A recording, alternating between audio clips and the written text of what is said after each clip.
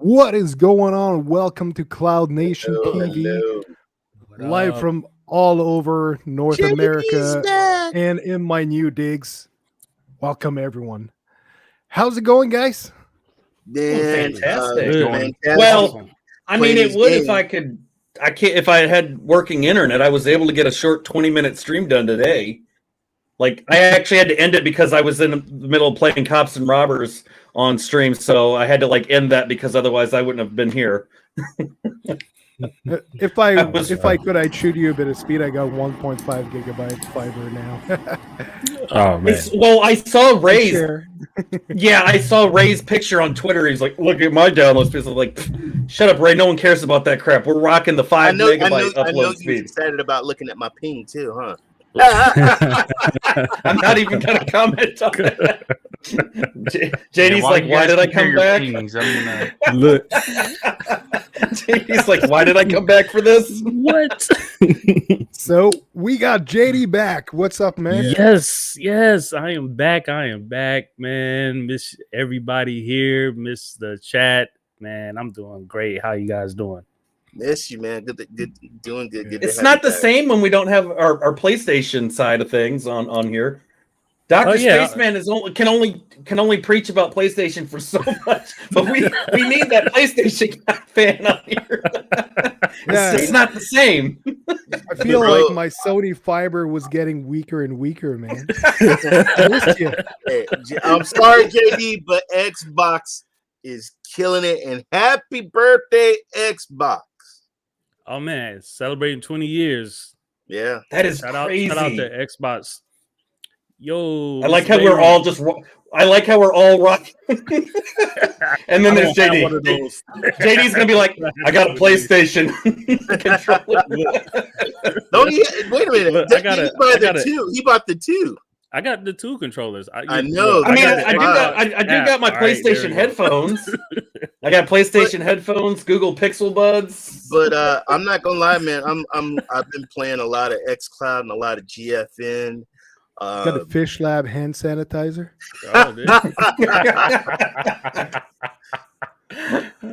xCloud's killing it, though. Xbox. I will say that you're killing it, man. They're killing it. Sorry. We're gonna do the round table just to see what's everyone been doing too, and we're gonna start with JD. How you been, man? Man, I am good, man. Just had to take a little break, just personally. Hey, I'm up for Junior Sailor of the Quarter, 4th quarter. I got that recently, and I just did a board for Junior Sailor of the Year today. So so I'm just doing those things, and celebrated the wife's birthday is on Monday. Oh, it was on Sunday, and my birthday was on Tuesday. So we're my God, my nice. Happy birthday! Hold on, my daughter's birthday was just. Oh my God! Okay, wow. Happy birthday, man! Yeah, happy appreciate late birthday. it. Yeah, thank you, appreciate it. So just been rocking out, and so. I just appreciate all the love. I miss you guys. I miss the chat. I miss the conversations and everything. And what I've been playing lately, Battlefield 2042, Call of Duty Vanguard, Scarlet Nexus. Shout out to Ray for letting me know about that game right there. And just playing a couple of games. Awards too. Yeah, it's up for an award. And Cruising City is the new one, or whatever that one's on the Switch that just came out. Cruising USA, the new one. Me and my wife is playing that, and also me and the wife is playing It Takes Two from EA, which just was released free for PlayStation and Xbox. So yeah, nice. Awesome. Maker, want to carry over? What's going on with you, man? Been playing a lot of games. Halo, Forza, obviously, on the Xbox side. I got into the Elden Ring network test over the weekend, so I played that. And other than that, a little bit of Yakuza. Been playing Yakuza Kiwami. Been meaning to continue the series because I played 0 already. But yeah, just gaming. taking a little bit of break. I haven't done a lot of videos this week, just because work's been super busy for me, and I've been super exhausted. But yeah, other than that, yeah, just gaming and chilling. Awesome stuff, man. And glad to hear you got into the test for Elden Ring. Looks amazing. It's a lot of fun, actually. JD, what about yourself, man? Not JD, Ray. One case higher. Thanks. Man, first of all, I've been dabbing in all the cloud platforms. So GFN, I've been playing an amazing game. Shout out to Vet. Vet actually got me back into playing it, but I've been playing Bright Memory Infinite. It is a beautiful, amazing game on GFN. I don't have the 3080s, but I was playing it on a 3060. Still beautiful. The ray tracing, oh my god, the rain, the fighting, the mechanics in that game is amazing. xCloud, holy cow, I've been playing Forza 5 and I've been playing Halo Infinite. I was really excited when I watched the celebration party and they said, hey guys, we're gonna let you play Halo Infinite early and in the cloud. So loving that. On Stadia, I've been playing a cool game called Wavetail. It's a beautiful game. I've been playing that. And then finally, I think it's The Last Among Us Part 2.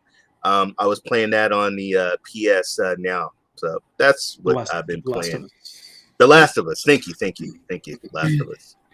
The Last Among Us. I swear to God, I'm not drinking it. It's like that zombie obsessed. Yeah, I was wondering what you were saying earlier. I was like, The Last Among Us. Whatever, man. Is that a DLC you can get for that game? That zombie's clicking weird. Like, what about you, Vet? I was doing. I've been all over the place when I had been streaming before my upload speeds crashed, but other than that, it's been Watch Dogs 2, which I still can't get enough of that game. And there's still tons of people that jump in for multiplayer stuff. I've had people in my chat that are constantly wanting to join that game, so it's still a lot of fun, and you can still play with your friends with Watch Dogs 2. So there's that. Bright Memory Infinite, that I like that game so much more than the first one. I played the first one, I rage quit, not like Star Wars Stadia rage quit where I ended the stream and didn't even say goodbye to anybody. But I literally was fun. It was right below it where a controller got thrown and I'm like, I'm done with this game. And then I ended everything. So the first one with no difficulty level was ridiculous. The second one, Bright Memory Infinite, it's free if you owned the first one. Mm-hmm. Infinite is free for everybody. They just added it to your library. So that was a win. And the game is, oh my God, is it beautiful. With how it looks, the detail, everything about that is fantastic. I've been watching people play a lot of the Halo stuff. I still haven't jumped into any of that beta stuff because I want to stream it, but I can't when my internet is all over the place with the upload speed not allowing it. So I've been holding off right now. Oh, Ghostbusters!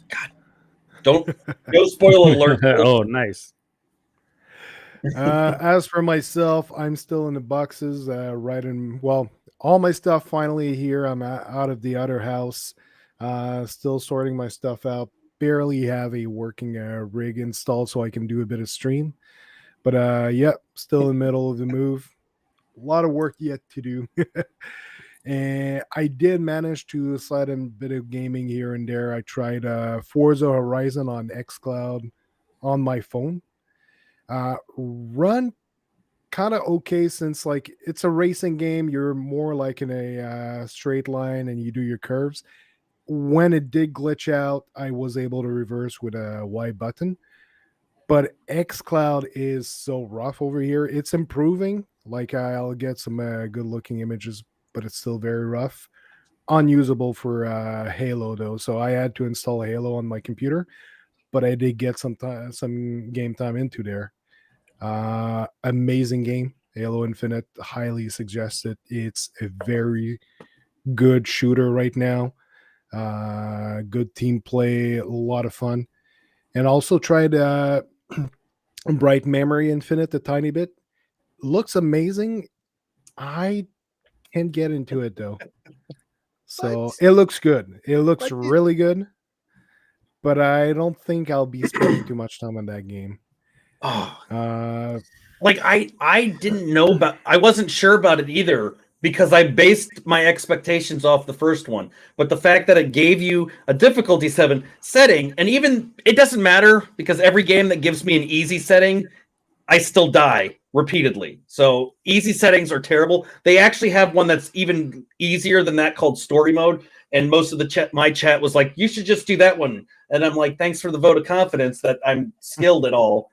I kept grinding. I grind. I died. I came back. I came back. But yeah, I'm playing on easy, but it's still tough.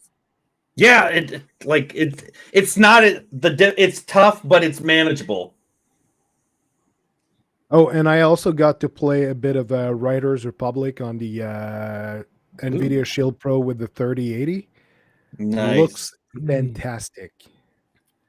So just gonna say it's a native 4K. Looks really good. So yeah, anyone, if you can give a try to the NVIDIA Shield or Shield Pro with the 3080 on a good 4K screen, it is phenomenal. So now let's go around in the chat to see how everyone is doing. Got, of course, Vet Cloud Gaming. Rouster, Everywhere. who's currently pumping iron. Hey, thank you for listening, getting that workout in. Yep. And we got Maker and Ray already populating the chat. And Derek, what's up, man? Yo, Joe. We're watching G.I. Joe. Love it. Mr. Paul Bayram. Bayram. Mr. Bayram plays. Hey. What's up, Paul? Good to see you, man. And we got Spectrum in the chat. What's up? Hey, Doc. What up? Good to see you, Spectrum. And we got the one and only JD back. Awesome. Live and in chat. Anyone try Core? It's pretty interesting. Yeah, I didn't try it yet. I have not tried it yet either. I'm gonna probably tonight because I was checking out GFN Thursday games, which some pretty cool games. Big news with that. Yeah. So yeah, very similar to Crata, but it's backed up by Deadmau5. And there seems to be a pretty interesting community around. There's like 40,000 games created on it already. I think. I like that it was the way it was advertised. 40,000 free games within another free game. I'm like, how can you go wrong? I'm really curious to see the quality of the games, how good it looks. So yeah, I'm interested in looking into it. And we got Rodella. What's up, man? Yo, would not be a show without Rodella. Chat. Guys, check out his he's grinding and doing his streams. You guys check him out. Make sure you're there as soon as he starts because he did update. I noticed he updated his starting screen, all of that, and it looks fantastic. Yeah, he makes fantastic art and great streamer, guys.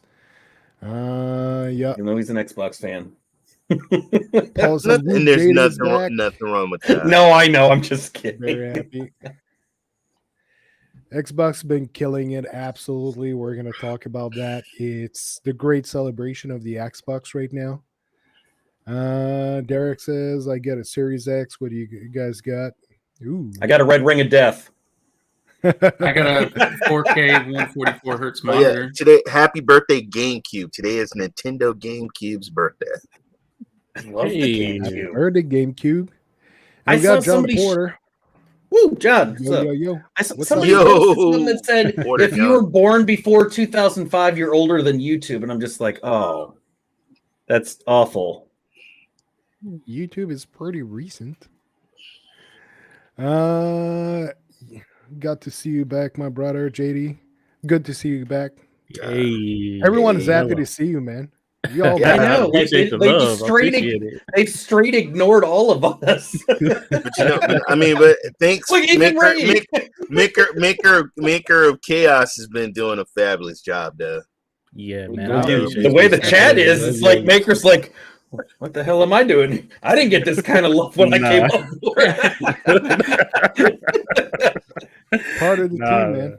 Yeah, Dude, he's been killing it with the videos, man. He's been doing the Cloud game videos. I can't see. I can't do all of that. Yeah. I can't do all of that stuff. I don't. I have to have the live stream because I need the to be able to communicate with people. I just kind of like narrate what I'm doing. We need to see you. Everyone. Yeah. Yeah, I'm gonna get back to making those videos. Yeah, pre-made videos are interesting to do. It's very. Wait a minute, Cyberpunk is coming to Game Pass Ultimate. We're gonna talk about it. Really? Apparently, there's I didn't check myself, but apparently the latest advertising for Game Pass, there was a short cut of it that was from Cyberpunk. Specifically, it was showcasing the cloud gaming. They're talking about how they just added it, and in that video, there's only thing that you can play on cloud is Game Pass games. So there's a little snippet there, and it is definitely Cyberpunk. I took a close look at it. And interesting. Yeah, that's interesting. And we got someone over on Twitch because I added the stream to Twitch just to see how it would do. It's actually on my personal Twitch, depending on how it does. You're actually doing fairly well over there right now. We're actually doing pretty good. I got it pulled up. Oh, sweet. I need to pull it up and look at the. Can somebody pull up the football You game? will want to You should update. The only thing you should probably do is update because it does say that you're playing some game, some adventure game. I mean, I don't know anything about New World. Although I do like the fact that everyone said once you start, you don't stop playing New World. I was like, I played it twice and then I was done. I am still playing. I'm still playing New World. I'm still playing New World. I just hit level 60. There's too many games. I got too many games that I want to stream for people. That's the problem. You know that as a gamer, that's my biggest complaint now. Is there's just too many games. They just got to stop giving us so many games to play. I can't keep up with all of this. I'm loving grabbing some of my old PC games and playing it on GFN. And playing it like it's good. I'll wait because I think we've got it on our list of stuff to talk about. So I'll wait because I've got one that I wanted to chat with you about, Ray, because I know you like retro stuff. Yeah. Shoot. Speaking of that, did you get your games on the Epic store? They have a retro game coming out in in a few days with 1,000 retro games.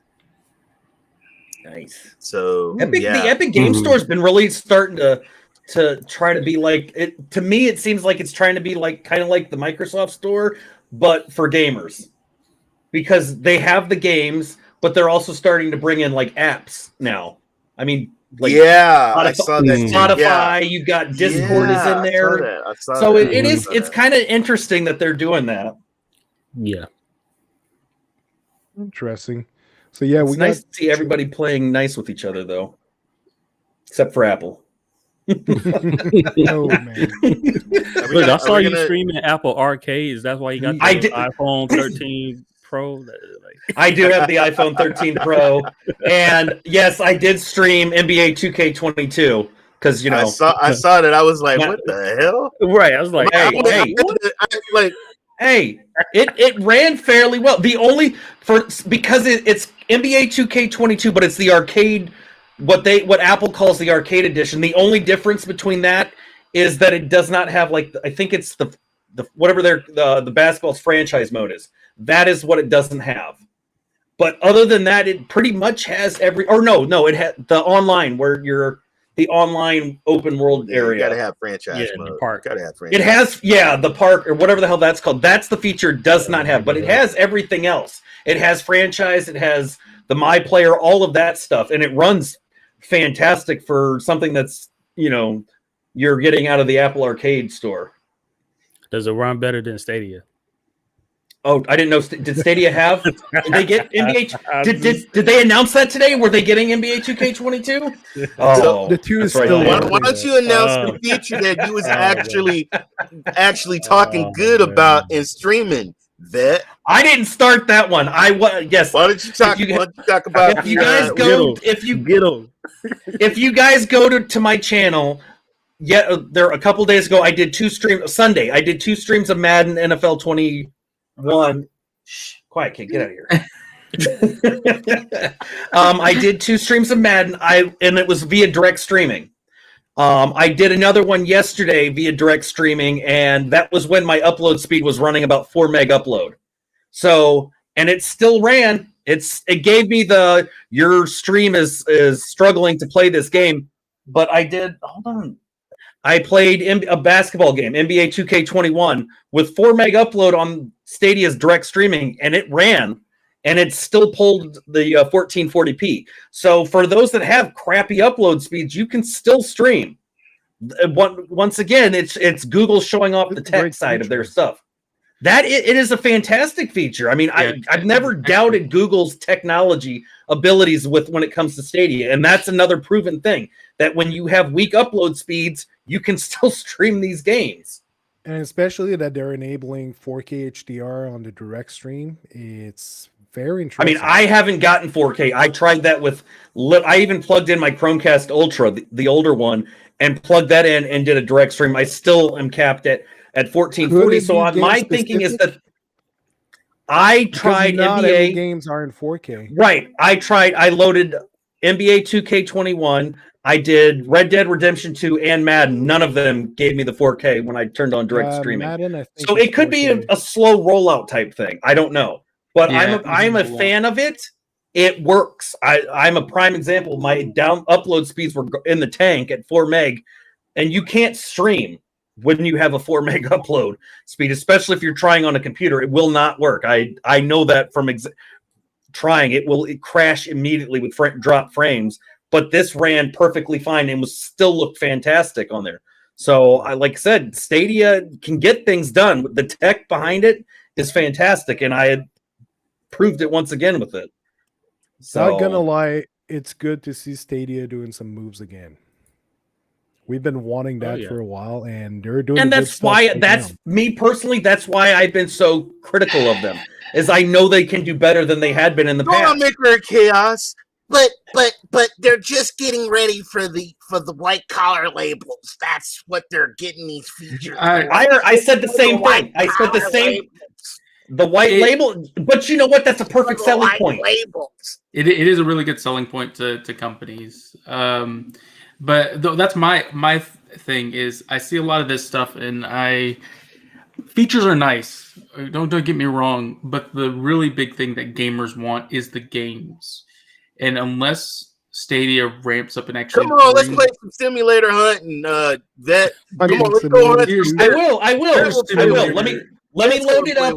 Let me load it up on GeForce Now so I can get my 120 FPS. Yeah. And you can load it up on Stadia with your 30. Is it going to be capped? What is it going to be capped at, though, when you start streaming it, though? I don't know. I don't get I have not had any of my stuff.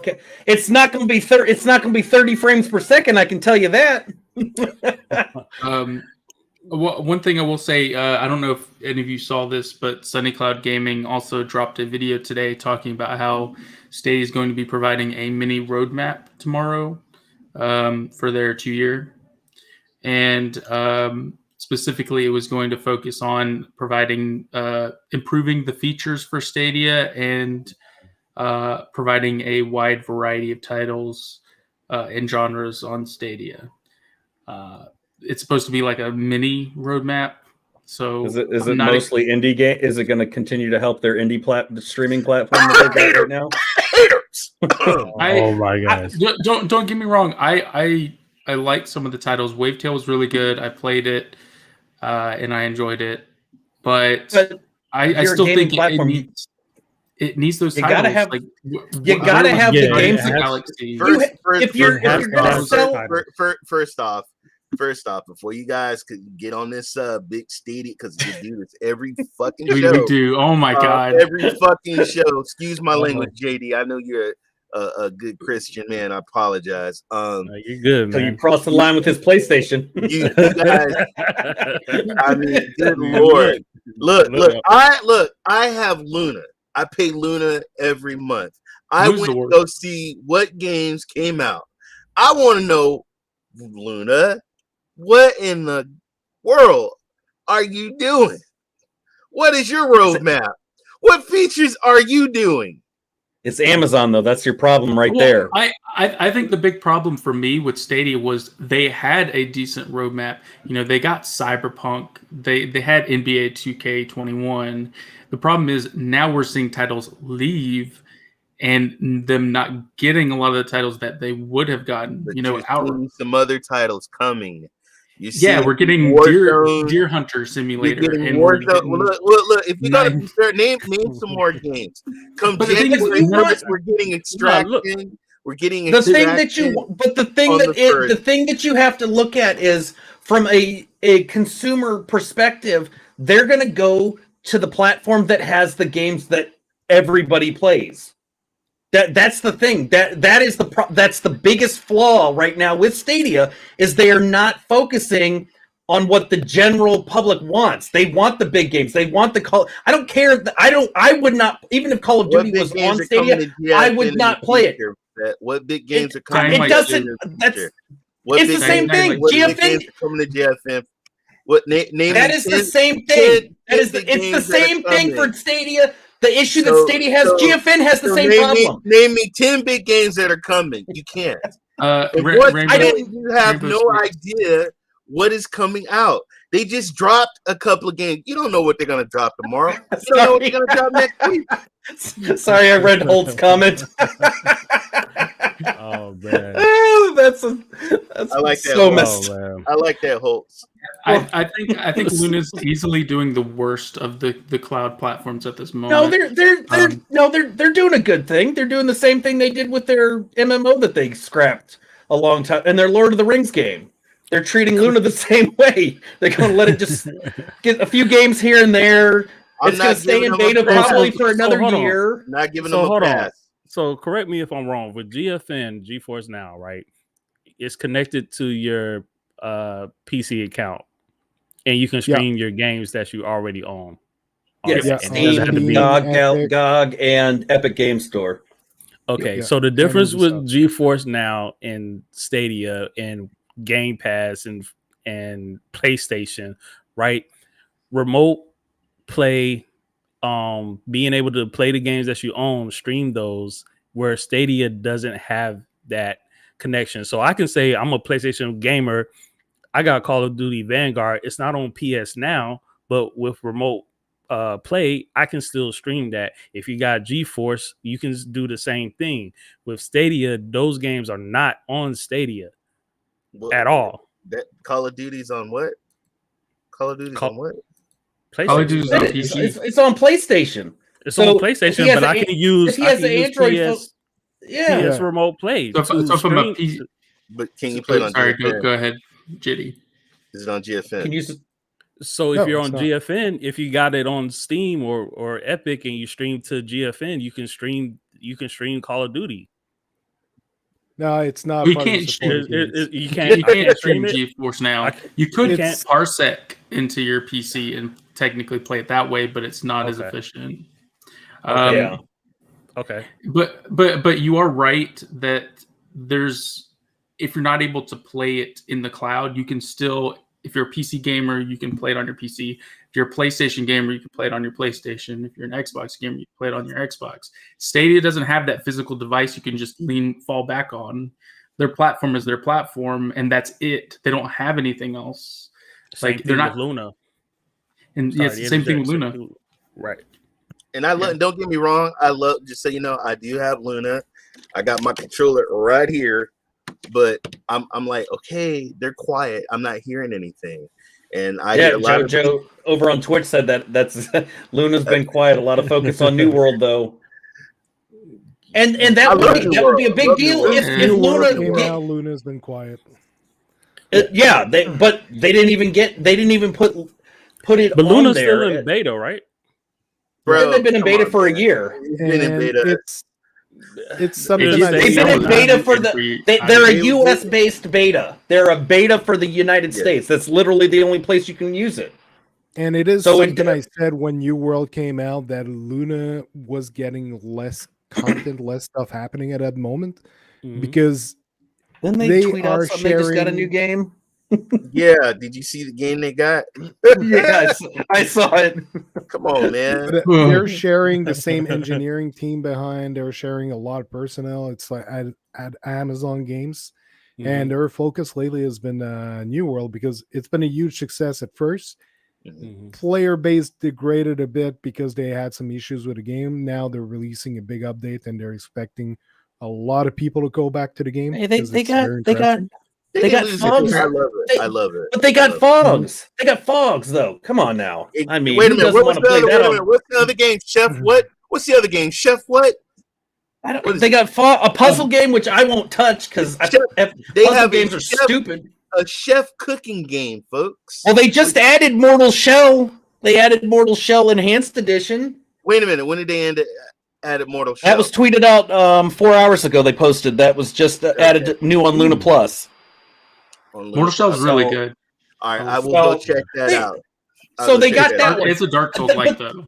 But they need So they're getting some games here, but they're still behind. They need to step. I think even if you don't continue adding games, they need to open it up. They need to open up the beta and give access to shit. Just give it to Canada at least. If you're not going to open to the UK, give it to access to Canada. How long does it need to be in beta before you're going to allow other countries access to it? Or I tried it here and it worked fantastic. Or is it really what it really is? Is it just Amazon doesn't give two shits about their own platform? They only threw it out there to compete with because Stadia. Because is it the other issue could be, do they just not care and they only released Luna because Google was out there, and then Xbox said, "Hey, we're going to do cloud gaming." So you had all these players in there, and Amazon's like, "Well, we got to jump in too," and they really didn't want to do that, but they didn't have a choice because you can't just not. You can't show up late to the party and expect that, but they're showing they really don't give a shit, in my opinion. They don't care because Luna, I think they realize they can wait a little while. Yeah. You know? But how long do they need? A week? I mean, a year is a bit excessive in my book. Let's keep it real, because a lot of people was bashing Stadia from the get-go. So why are you going to sit here and crap on one platform and give another platform a pass? No, I think Luna's pretty shitty. I don't think Luna right now. I mean, I love Luna. I love Luna, but I don't think Luna is like doing a better job than Stadia. I think just at the time when Stadia was at kind of getting that momentum and it started falling apart, that's when Luna started picking up that momentum. But then they just fell apart also. They're not saying anything. I'm not seeing enough on the horizon, and not having New World on Luna, like, that's a missed opportunity. That was a big slap in the face for them, I think. I agree. I would also say that Stadia's like high point is like it started to drop significantly down.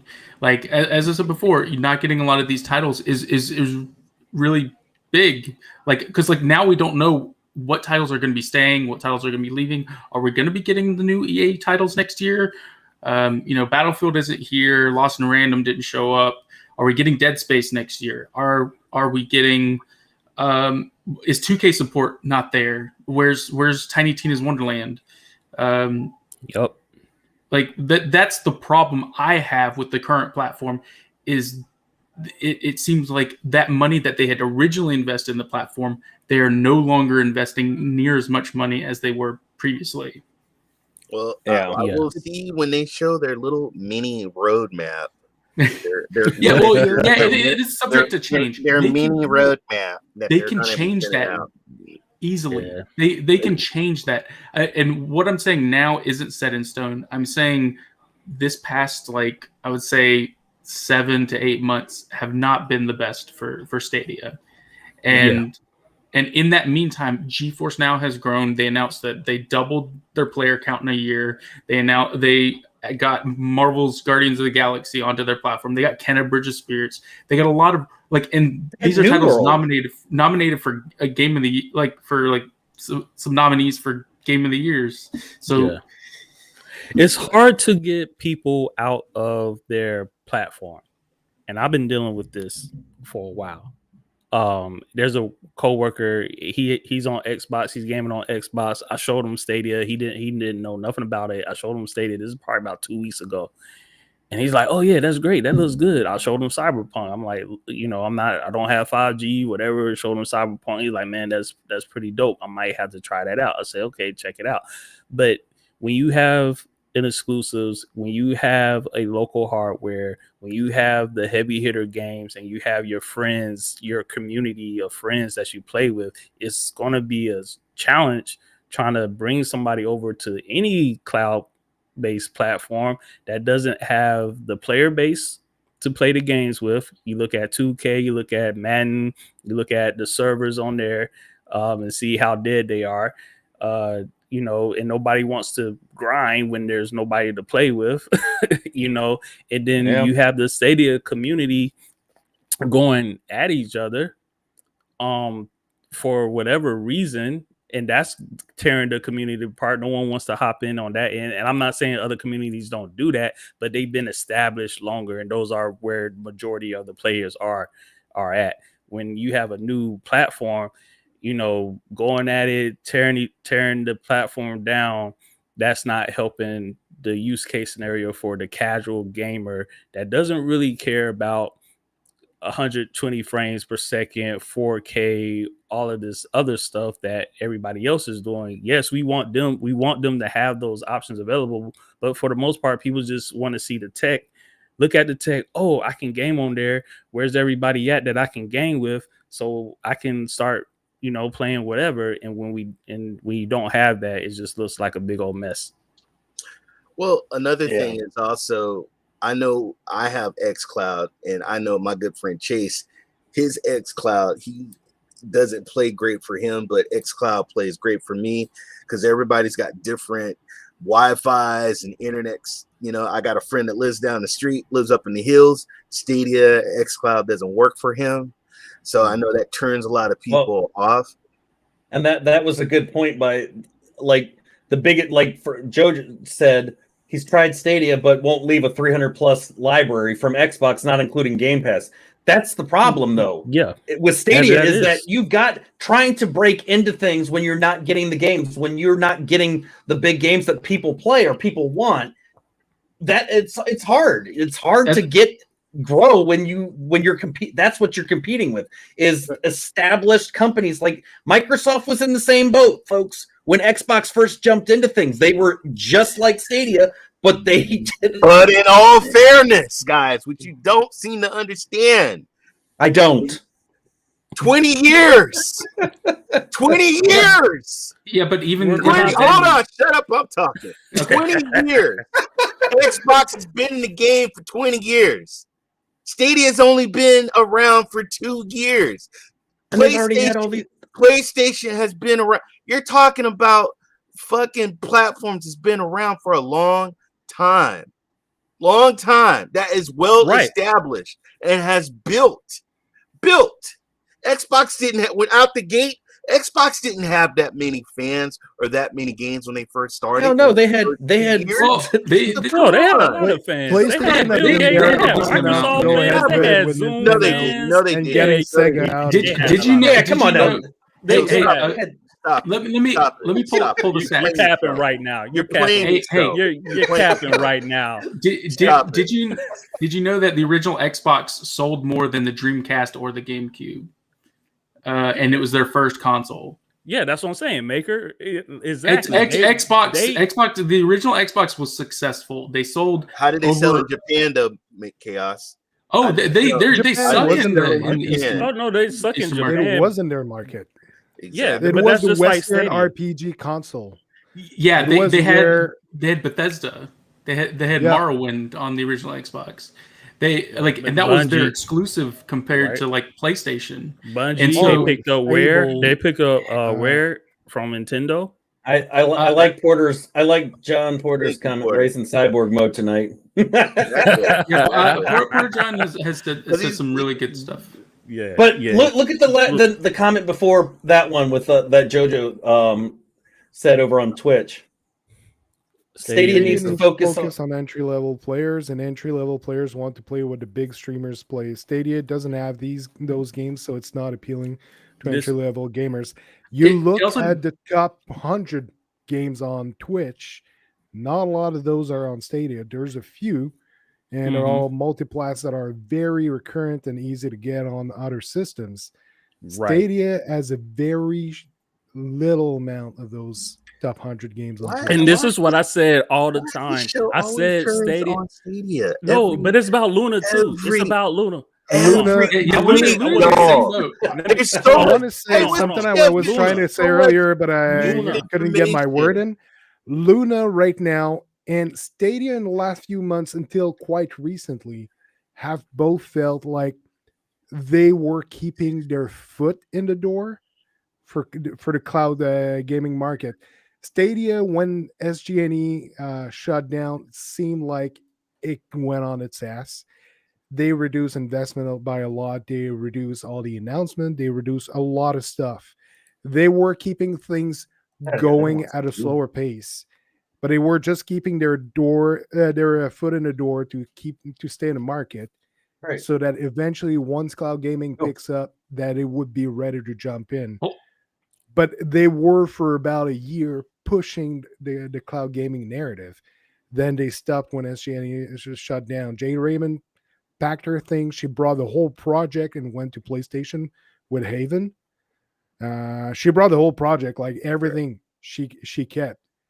Right. That put them on their ass. It was really hard for them to get up from that. So yeah, kept the foot in the door.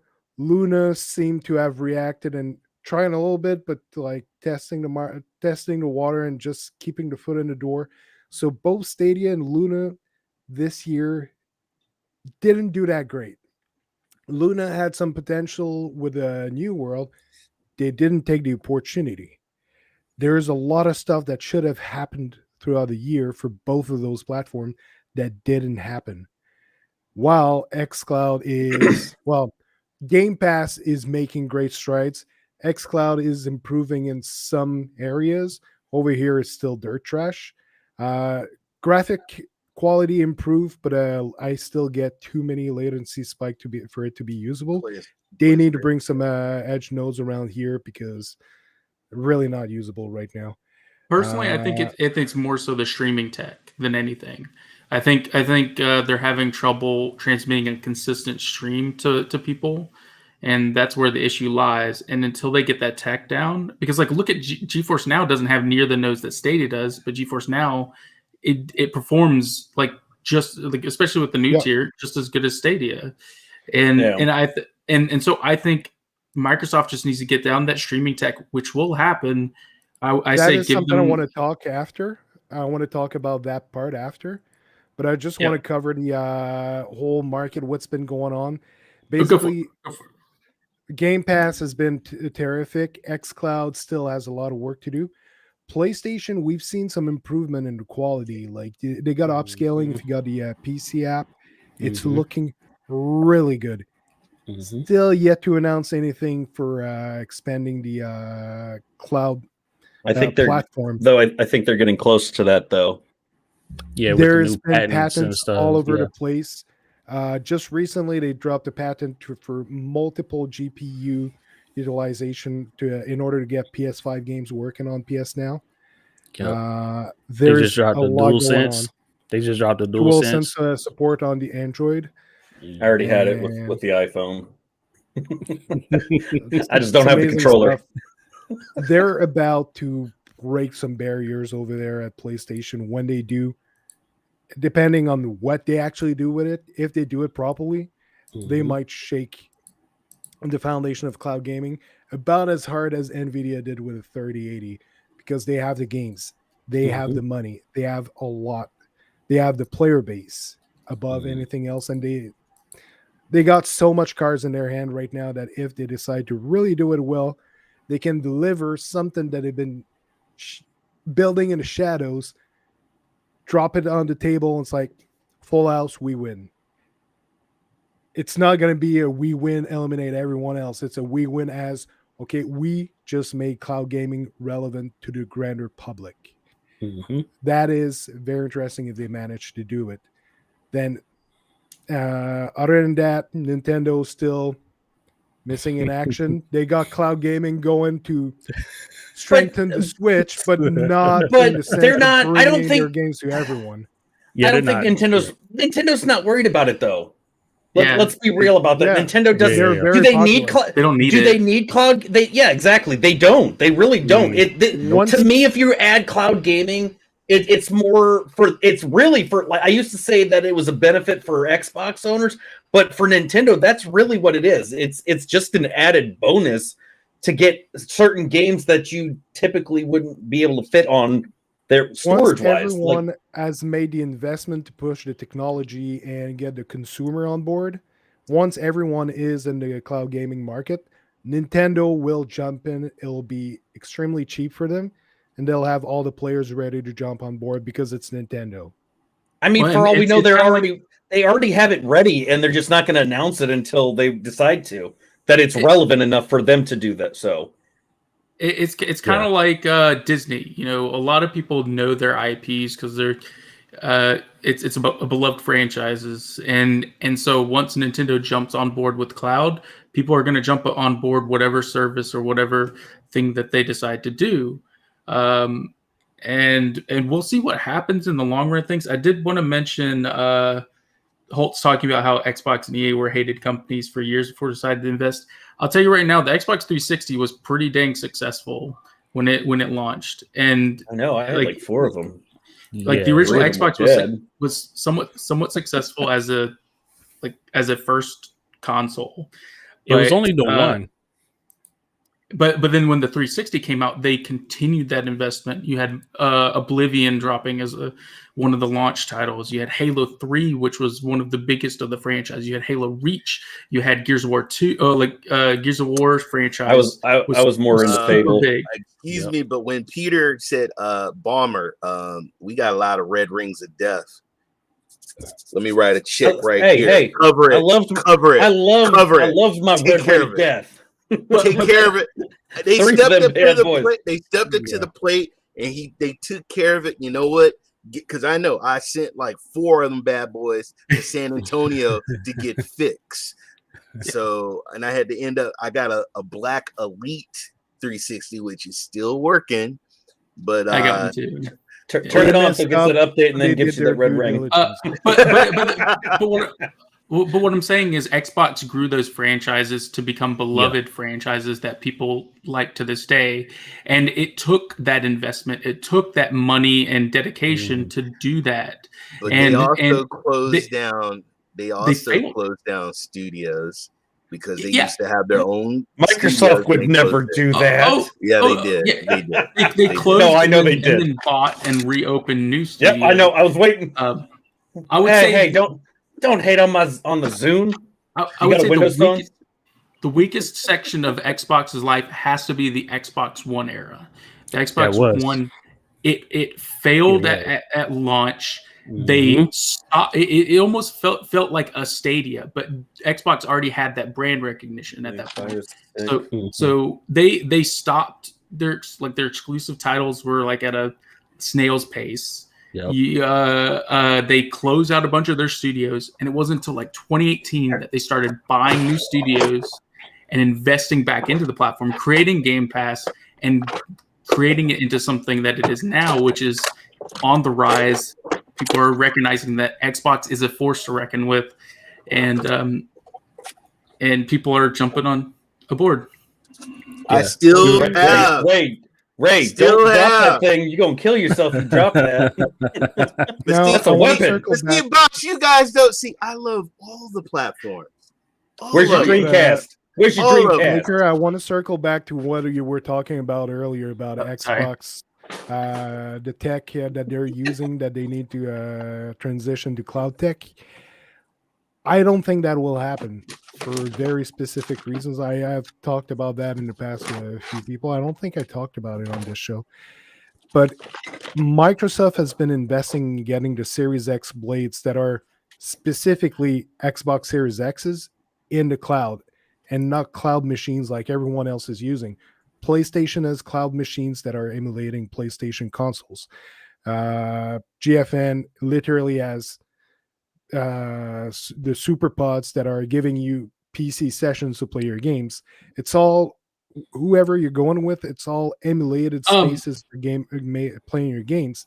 Emulation's but Xbox is going with actual Xboxes in the cloud, and by doing so, they're kind of emulating what we're seeing with Shadow PC that are emulating a Windows environment.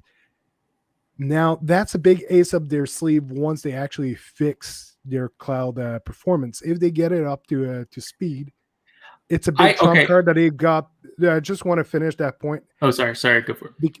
It won't be long. So basically what's going on, if PlayStation wants to put a game in the cloud, if Stadia wants to put a game in the cloud, if anyone wants, well, especially GFN wants to put a game in the cloud, and we've seen the example of that, they need a special contract that authorizes that game to go in the cloud. So like we've seen GFN get a lot of games pulled from their library because people own the game on Steam, but the publisher didn't authorize that game to be released in the cloud, so it's only playable on local hardware. But with Xbox, what's going on, since they're emulating what Shadow is doing with their Windows environment that's emulated, on Shadow you can play whatever game you want because you're playing on a Windows license and you can access whatever game you want. So in the case of xCloud, what you're playing on is not a cloud machine that emulates xCloud games. It's an actual Xbox Series X that you have access to, that you can buy your games, whatever games of the Xbox library, and you don't need special authorization. It's considered playing an Xbox game that you bought on a remote server. So this is probably the reason why they went with that. And we saw who opened the ball on saying that if it's in the cloud, it's different legal rights. Bethesda, who actually got acquired by Microsoft a few months after all of that happened. So I think this is the reason behind it is once they get the purchases in order, that you can buy a game in the cloud, and that they fix the performance everywhere, Xbox will be in a very powerful position. I think there's a bit of there's a stigma behind that, though. There's a lot of people that think because Xbox is putting these Series X blades into the cloud that it's not real cloud thing. It's not clear cloud hardware. But all of it is a CPU, a GPU. All of it's essentially the same exact parts. It's just some are designed specific ways. They did say these are custom Series X blades, so I'm wondering if they're actually making them similar to like a server grade thing, but using similar power to a Series X. I don't know the exact specs because I don't think they released that. But they did make a video early on explaining what they were doing, and they said it's actual Xbox hardware that they have in the blade. It's not a server emulating the Xbox. They actually have all the hardware of an Xbox, and what you're using is one of those Xbox they have in the blade. But I will say a data center, like a server, is just a bunch of PCs, really. That's all it is. You can have like server grade hardware, which is more expensive, but then they run OS virtualization, so they can run multiple instances on them. So effectively it's like the same things. It's just one you're going to have less hardware just running multiple instances, and the other one you're going to have more hardware with individual instances. So it's effectively like the same thing. The real thing it comes down to is the software based, like how they communicate is the big and important thing. And I think that's what Xbox needs to get down, because that's what they're having trouble with their streaming tech, with utilizing their cloud. They need to do better at that. Yep. Indeed. It's just I don't like this. I just don't like the stigma that because it's a Series X in a data center, it's not a is not true cloud, and I think that's completely bullshit. When people say that, it's all of it's cloud.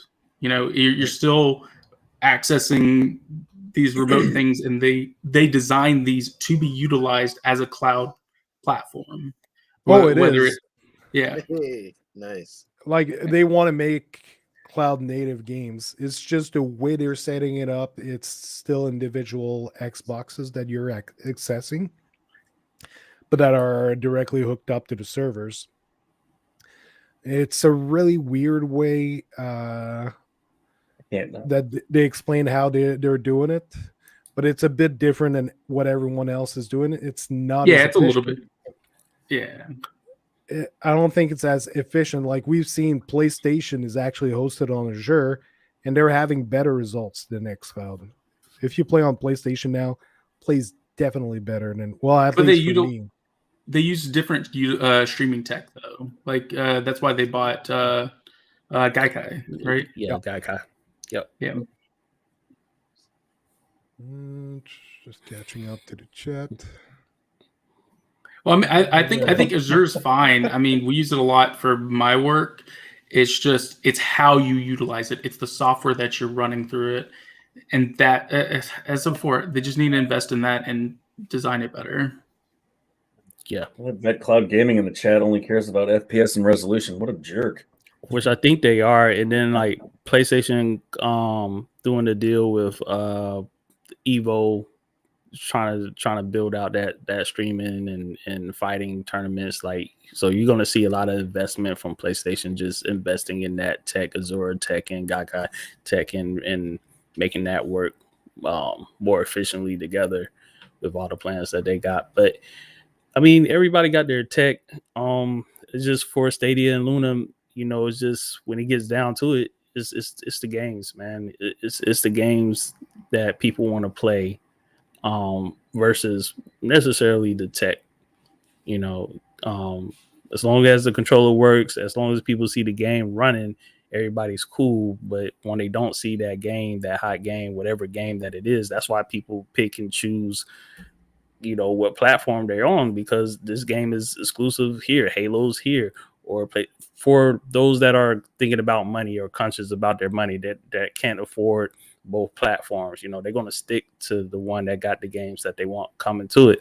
And if you don't got them, you know, it's just like, that's why I got to give it. That's why you got to give it up to Xbox. You got to give it up to Microsoft, because you're getting. Did you see the other news that Xbox, besides the games, did y'all see that they made some other headlines with the console stuff that they just keep crushing on top of the cloud gaming stuff? They did have another article that came out a while back. It was off, I don't know, yes or Tuesday. I'd seen that the insiders can try out the live streaming to Twitch on the consoles. Yeah. So it's a direct streaming feature through the console, which is still cool but I was like, I've been curious because they, you know, after they scrapped Mixer, there was a lot of talk. They had been pushing everybody to go to Facebook when Mixer shut down. So I wasn't really sure, but I reading more. There's a lot that they've been doing with this feature with the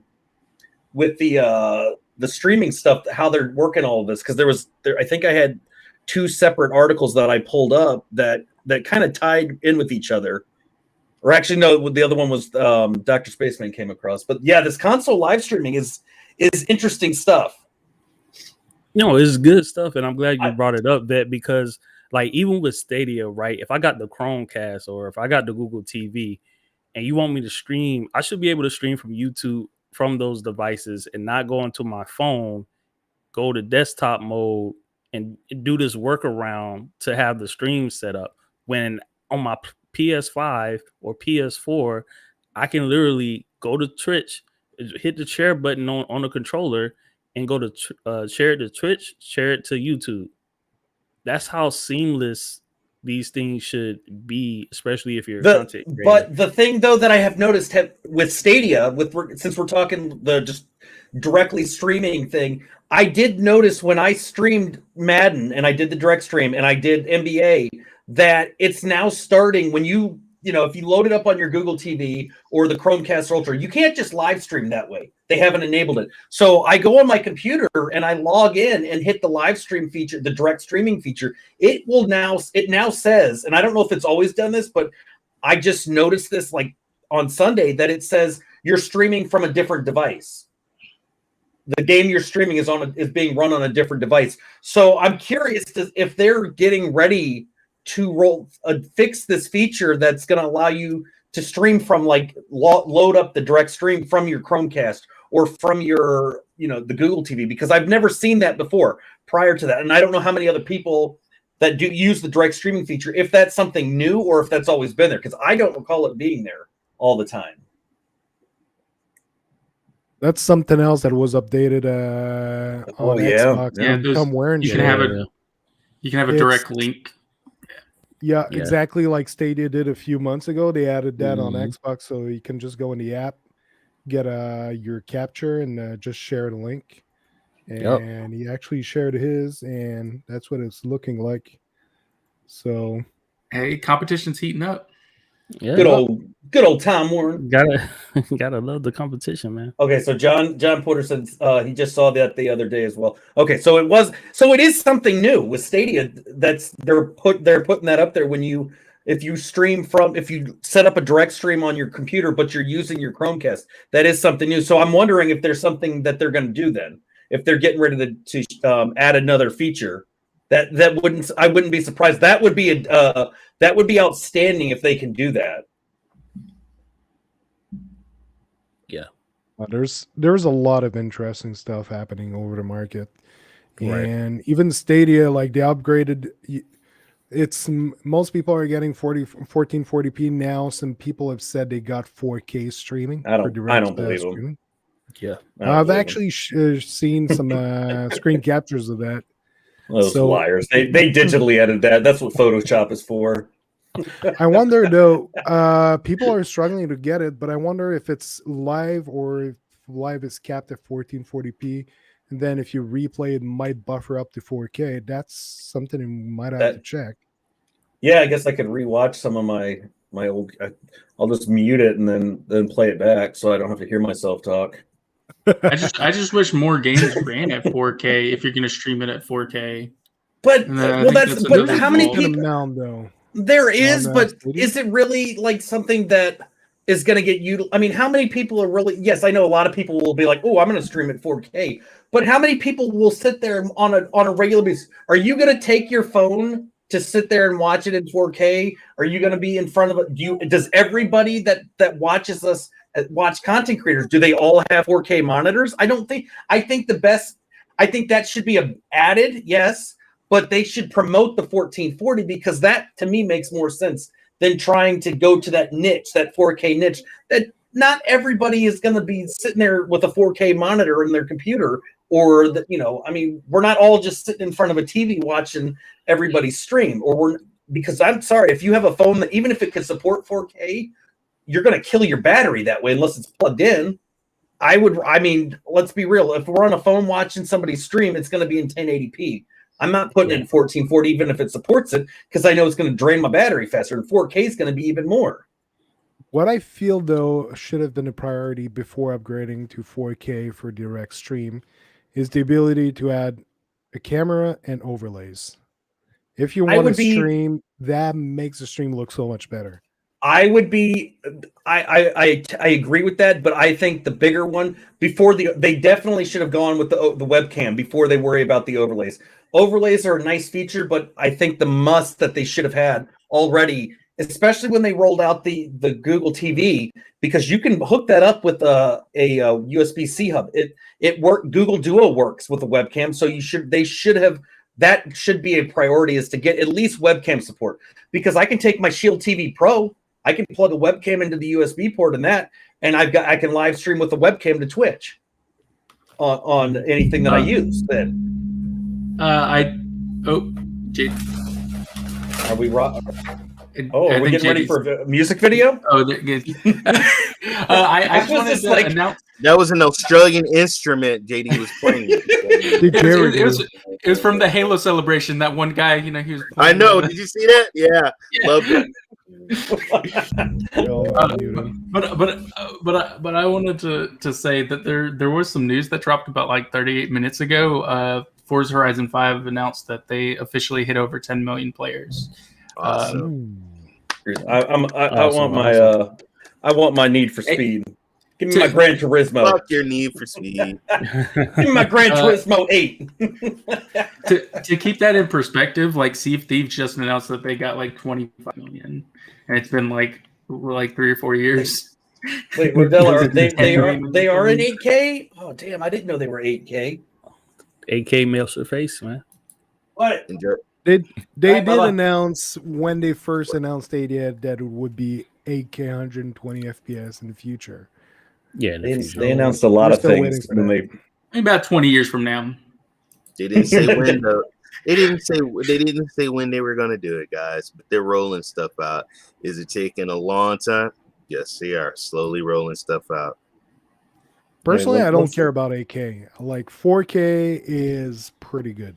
I mean, they could do 8K, but let's be honest. How many of you got an 8K TV? Anybody? How many of us got 8K TV sitting there just lying around to be able to use? 120 FPS though is fun. My friend Project Storm has an 8K TV. Okay, well we ain't talking about Project Storm. How many? You know, he either has money or he's single. Because if you're married and you got kids, you ain't got an 8K TV. You got children instead. That's the reality here. He works hard. If you're married and have kids, you don't have time for that 8K TV. I'm just giving it. No, I know. I love. I remember me and my wife. We were looking at an 8K TV, and then when I saw the price, I was like, "Hell no!" I looked at one also at Best Buy. I saw one on sale for $1,500, and when I told my wife, I just got laughed at. So that's the reality here. I will stick with my 4K. Wait a minute, the screen is organic. If you listen, you can hear the speakers. And look, it's got television too, just like you're a beta tester. You're a beta tester. Just go ahead and spur. My wife doesn't understand. My wife says unless I'm making enough off of my streaming, if that pays for it, then I can have it. So bro, if y'all want to see me in 8K, you're going to need to start funneling the money to me. I will say I swapped to a 1440p monitor for a bit here, and I had originally had a 4K 60 monitor. The crispness of a 4K is just so nice, and so that's why I was like, nah, I'm going to get a 4K 144 hertz monitor and just future proof. I think resolution is important, but 60 FPS is also important. 120 is nice, but as long as you hit at least 60, I'm okay with it. 120 35 teraflops. So Ray, when I was one of the things I also shared, and there we don't really need to go over it too much, but we were talking about the Epic Games Store. Antstream, that one that you were talking about, Antstream Arcade, is now available. Yeah, it's now in the. Well, yeah, they advertise in this that they're going to be doing stuff, but it is live in the Epic Games Store. I already have it installed. Hold on, guys, I got to go somewhere. Excuse me for a minute. He's like, I'm out. Gotta get my. But when you go to the Epic Games Store, the first image you see when you type in Anarcade, when you load it up to click the install, it's right off the bat. It's showing some Mortal Kombat, and I'm like, oh, I sucked at that game because I was a button masher. GFN, you guys need to add that to GFN. That's gonna look awesome. Get that. I'm not a fan. I'm sorry, but I'm not a fan. I was a Street Fighter player back in the day, but even that game I sucked because I'm the one that would have the effing controller and I'm trying to do the moves and yelling at the player, my brother or whoever I'm going against, stop for a minute so I can figure out my move. And they're just smashing buttons away. And I hated those freaking button pushers. And I tried. Hey, I tried the arcade. I did one where it was Marvel versus Capcom. I played that on Xbox. I played online once. Never touched that game again because I had Magneto. I had all three of the best, toughest bad guys, and I got beat. All three of them by one player. I got beat by Mega Man, and I never played that game again. And I know it was some stupid little 12-year-old. Damn you, Mega Man! Mega Man's a beast, man. I hate Mega Man too. That was some BS. That kid was cheating. That kid was straight cheating. Take that L, Vet. That was the start of my raging at that point. Speaking of fighting games, yeah. Speaking of fighting games, Warner Brothers finally revealed some footage of metaverses. Mm-hmm. Is it in production? Is it in partnership? It's not in partnership with Facebook, is it? Or I mean, Meta, is it? I do know. It's its own thing. So. It's going to be on Facebook Cloud Gaming. There you go. I thought they were going to work with Netflix. Actually looking pretty good. I saw a lot of people talking about that on Discord and on Twitter. From what I've gathered, it looks like it's going to be an interesting game. I don't know what you guys are talking about. What? Yeah, I have no idea. I haven't watched any clips. Superman. Yeah, that's Shaggy what I heard. I heard Superman, somebody was. Batman, I heard some about.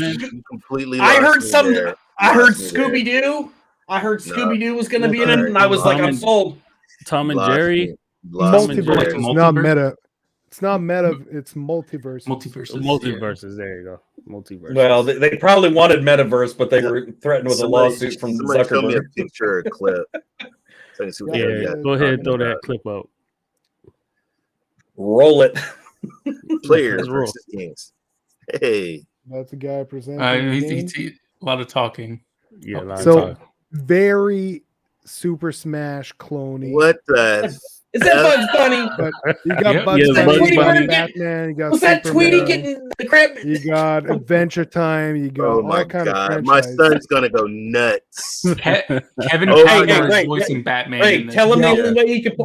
Tell him the only way he can play this is a Steven Universe. My son loves Steven Universe.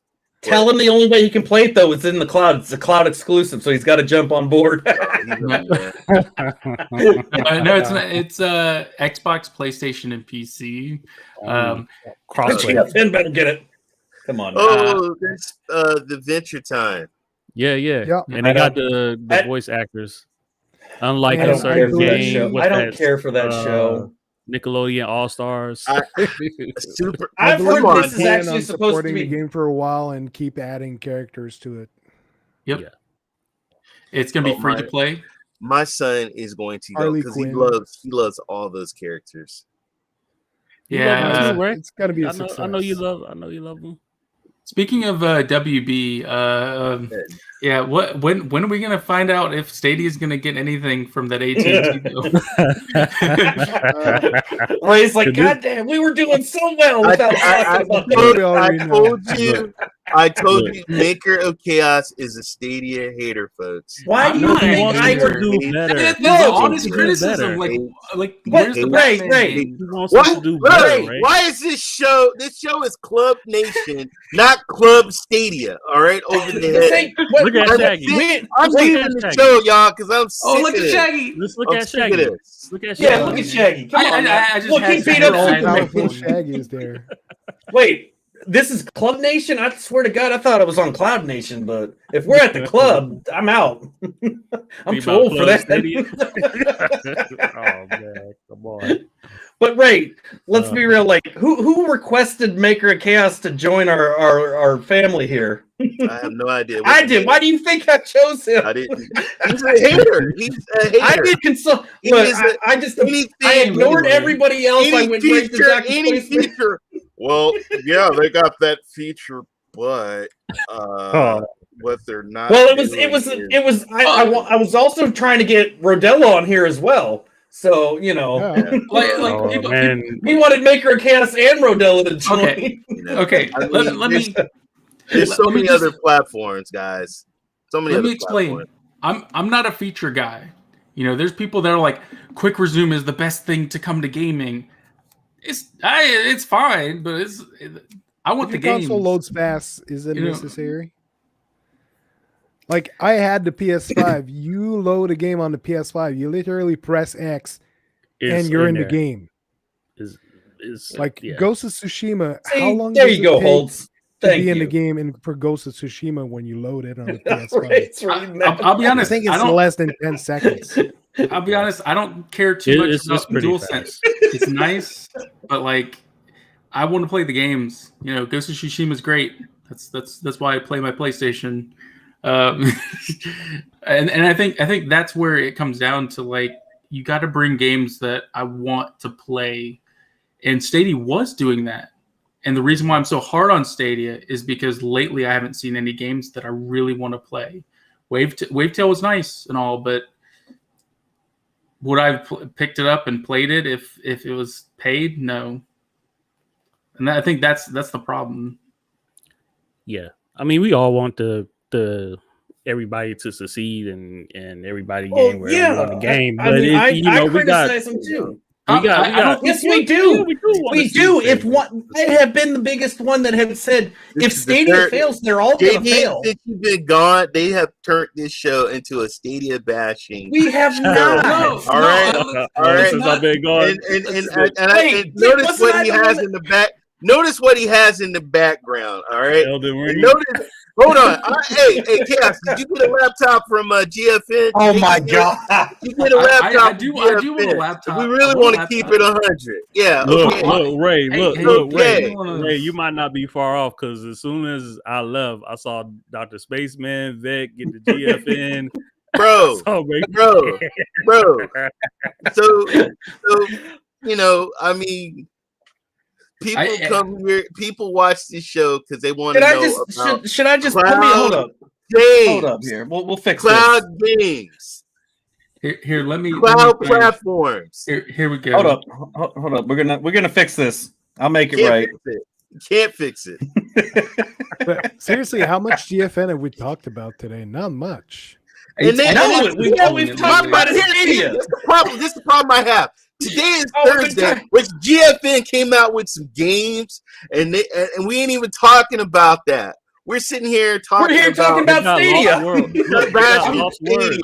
You know, we're not bashing Stadia. Oh my God! Ray, they got lost words. Bias here. You know, they got lost words like Stadia did on the Pro. So you know. Didn't mention that the Stadia Premiere now is $22.22 right now.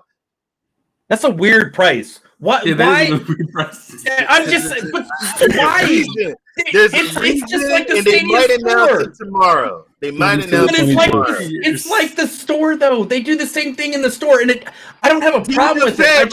Know what this GFN has on GFN Thursday? Show that. GFN is like garbage this week. Show that lost words, man. Show that lost words, man. Show that lost words. Hold on. I'll be honest. Nothing appealed to me on GeForce Now in the past 2 weeks. Like, Xbox has been the one that's been killing it for me lately. We should be talking about xCloud and what they're doing, but no. We did. Yeah, I know. They sent me an email. If you update to GFN, we will give you Crisis Remastered for $29. Look, it's at price of $29.99. We'll give it to you for free. Free games. So man. Are we not giving away free games now? Is that the thing? Because doesn't Stadia do that like every week, every month? The GFN games for Thursday. Please put that up. So I want to know: Are we doing a cloud like streaming like award show towards the end of the year? No, dude, they're gonna do a Stadia bashing stream show. Cloud with Games is doing one. Isn't that show tomorrow? I will say Cloud with Games. They got what, Icarus beta? Yeah. Hey, so they got that game looks pretty. Cold War, The Last Stand Aftermath, Myth of Empires, Icarus, which I heard pretty good stuff about. Icarus actually looks pretty good. I want to try that one. I do have a friend that plays Icarus, but he loves survival games. So hey, they got World of Tanks. You can't don't knock World of Tanks. Because that game has a massive following. You got Eddie. Is it crossplay though? Does it have crossplay though? Eddie Player One, what's up, man? Fuck you too, Eddie. That's all I gotta say. Do we need to bring him on as a special guest? Hey, wait! Look, GeForce Now. Wait, if we're talking bashing Stadia still, I mean, GeForce Now's coming to LG Smart TVs. Wasn't Stadia supposed to do that? Like they are still doing They that. did do that. but they're not on there yet No, they are. that I'm aware of. Stadia's they already launched Stadia on the LGs? Because I think if I read this correctly, that they'll be on tomorrow for GFN. So I didn't know Stadia was already launched. I mean, I could be mistaken. Where's Luna? Where's Luna at though? Same place the Lord of the Rings game is.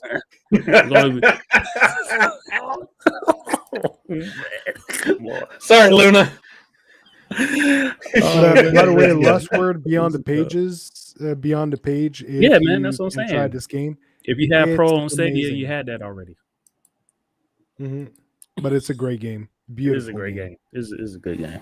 Well, see, okay, Holt said this fall on LG. Well, I mean, fall's almost over, but at least GFN will be on there tomorrow. So maybe Stadia will announce the same thing, and they'll show up as well.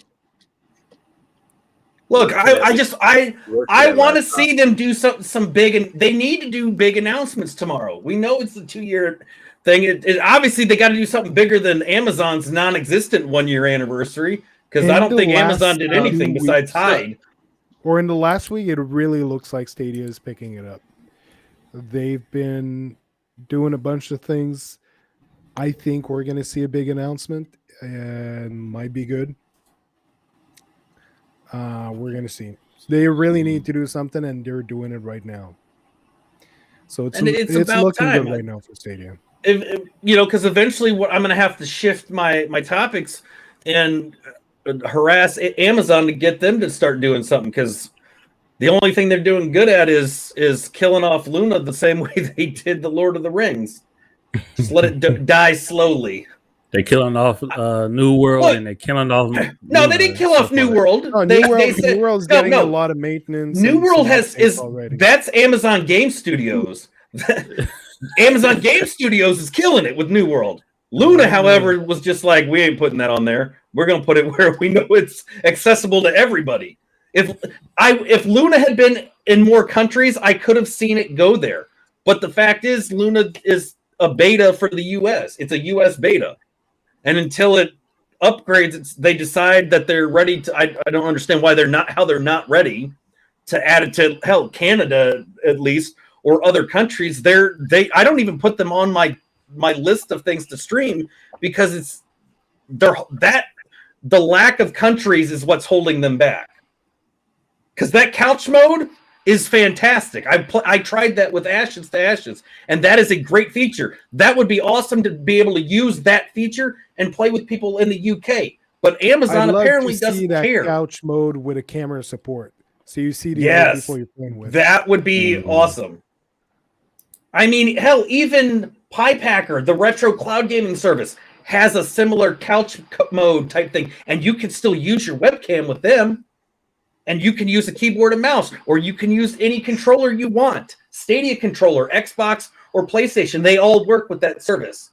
So you're telling me a startup company that was on that isn't even fully finished yet, still adding features, is better than creating a cloud gaming service than Amazon? Amazon's got more money, but we're seeing what they don't care. Obviously, they don't give a shit about it, or I don't know what their problem is. They just gonna sit in the back. Hey, real quick, if you go on LG website, LG G1 65-inch, you can get it with Stadia on there. Okay. Stadia, what does it say right here? It says, "Yo, thanks for making me look like a firmware update required." Thank you, Cloud gaming. There you go. Thank you, JD. God damn it! It's already out. There we go, guys. There we go. How about that? Wait, what's behind you? I'm so done. I'm so done. JD, remember when this show used to talk about news and technology and tech? Yeah. Now we're over here. It's joke bashing platforms. Oh man. What? Hey! I'm the one streaming Stadia tomorrow for their 2-year anniversary. Wait! I came on. I was like, "Where the news at? Where the rest of the news?" Where we got all the. You guys weren't we taught when we first started? We were talking news, and Eddie's that's dumb. Yeah. Eddie, you were laughing the moment you saw that. I'm sorry, but we were Cloud. I think it was before we changed to Cloud Nation, and everyone is talking PlayStation this and that. And who was the one that was bashing the living crap out of PlayStation? Me. I said PlayStation now was going to be dead within a year if they didn't do something big, and they're starting to turn things around. I've gone after it. Google. They're starting to turn. What have they turned around? That their patents is the only thing they've turned around. They've been dropping patents. What have they turned around? What have they done? What have they done? They've gotten patents. They've been dropping patents left and right. State of play. When did they show off at the last State of Play? Same thing. The same thing Stadia did. Was Stadia there? Because that's probably what they did. Yeah. PlayStation showed off the same thing at the State of Play that Stadia would have done. Nothing. Oh man. Actually, I've been to that beach. It's really nice. It is. It's very nice. I had to take a photo during that race or during one of the events. It was so nice. I don't have any cool photos like that to show off. Right. One thing they've done. I actually played that today, and it looked beautiful. Yeah, my brother's girlfriend's actually playing it right now. I can hear it in the background. They've been playing through. Oh no, series. that I can't. I was gonna put up a different logo, but that's a little bit too controversial. Might piss somebody off. I could do this one. I hope they bring WWE 2K22 to the cloud, man. I hope they bring that. I hope they bring that to the cloud. Maybe on Game Pass. GFN might get it too. I don't think GFN's gonna get it. 2K's been kind of iffy on support. Yeah, shout out to that Metroid on the Switch. I had somebody asked me questions about a Switch. Any 2K games on GFN? I should do a stream. I should do it. PlayStation now. I should do a Switch, a Nintendo Switch stream. I have a capture card. I should just hook it up and play some Mario Kart and invite some people to play. I've been meaning to play some Metroid Dread. My brother picked it up recently. That's also a game nominated. Is that nominated for Game of the Year? Was that game? I think that was nominated for the year. Did we want to go over some of the titles that are nominated? Yeah. Scarlet Nexus, baby. But I'm still picking Cyberpunk for RPG of the year. Interestingly enough, they counted out the different publishers. Move a little in front of the there you go, the trolley part, so I can run your ass over. Let me back up into traffic. You seem a little crabby over there. Yeah. It's probably why I've been attacking. Put the nominees at the top. I need a Snickers. Tell you, it's not a Forza Horizon. Game of the year. Deathloop. It takes two. Metroid. Yeah. Metroid. Psychonaut. Well, you knew Ratchet and Clank was going to get up there. Oh my god, man! So we got 2 of those on xCloud. I'm going with Psychonauts 2, y'all. Just playing. I think they're gonna give it to Deathloop. I think Deathloop. Deathloop. Yeah, or Ratchet. Ratchet is in a good position. I think they're gonna give it to Deathloop. Deathloop and Metroid Dread, I think, are in like the highest right now. Ratchet, I would say Deathloop, and then second Ratchet and Clank. Oh man, that's a good segment. Cloud Nation TV votes. I like that. Yeah, we should do that. Frank, I was surprised that RNC and Sleep Loop made it. Ow! I wasn't because Deathloop's one of the highest rated games critically this year. It's okay, man. It's okay. Like I'm playing. I'm taking. I haven't touched it since I got it. I'm trying to get a Black Friday deal. I was gonna buy 2 get 1 free, and get like Deathloop, I was gonna pick up Returnal and probably something else. I thought Rick was gonna get on it. It didn't really get super great reviews. I don't know about that. I don't know what my choice is Ratchet and Clank, but I know It Takes Two had gotten a lot of love. Yeah, It Takes Two is really good, man. Especially if you want to get your girl, get your wife, get your spouse, whoever in the game. And I never tried it. You should definitely do that. You should definitely try that game. That yeah, it's nice, man. It is nice. Like this is the first one. Like me and my wife were like really trying to like. She's really like outside playing GTA 5, running around doing whatever, and playing some cooking games. You know, she really likes that. Yeah, let's stop robbing people and jacking cars and killing, and let's play some It Takes Two, darling. Yeah. There's a lot of like really good moments in It Takes Two, and the level design is actually really impressive. The fact that they change up the mechanics each level and make it interesting and so cooperative is really well made game. And I if I were to pick one of these titles, it would be It Takes Two. I would say winning game of the year. But in my head, I'm like Deathloop had higher reviews, and Metroid Dread I know also did extremely well in reviews. So I think those two are, to me, are the highest in the runnings. Okay. Yeah, that's really good. DrSpaceman, who you got? I really can't say. I really loved Ratchet and Clank in that category, but I know It Takes Two has a lot of fans. Deathloop is pretty marginal. People either love it or hate it. So I'm not sure for that one. I don't think they charmed enough people to get a game of the year. Okay. I did want to mention real quick that only 10% of the vote comes from the public. The rest of it's going to be from critics. Yeah, of course. But I think It Takes Two might be the one taking it. Yes, Eddie, they already talked about it. They've been bashing it for a couple hours. So we didn't bash it. Hey, we did not. I didn't do that much bashing. I did not bash 22. Let's go. I did not bash what other games do they have? What other games do they have? Is this it? Other categories? Is this the only games they have? Next category, please. For this category, so RP for best game direction. Ooh. So they just took one game out, basically. Yep. That's normally how it happens. Resident Village.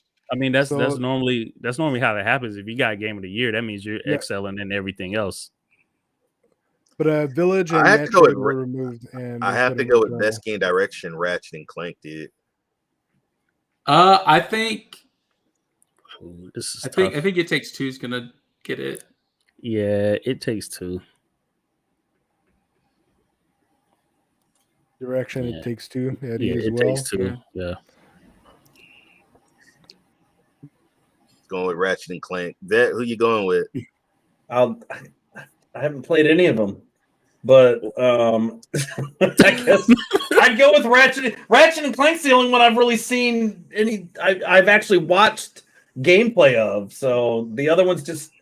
Hey, this is why Ben hasn't played any of them, because he spent 22 on Stadia Premiere. You know?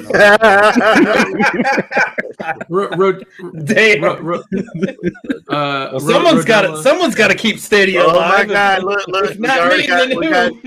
got Rodella talking about Ratchet Rift. Oh, he mad because.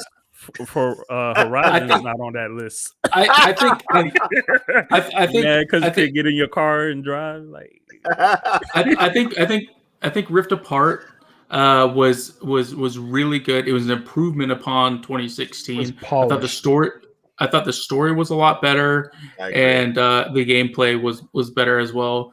And this is coming from someone who has been on the Xbox train as of late. But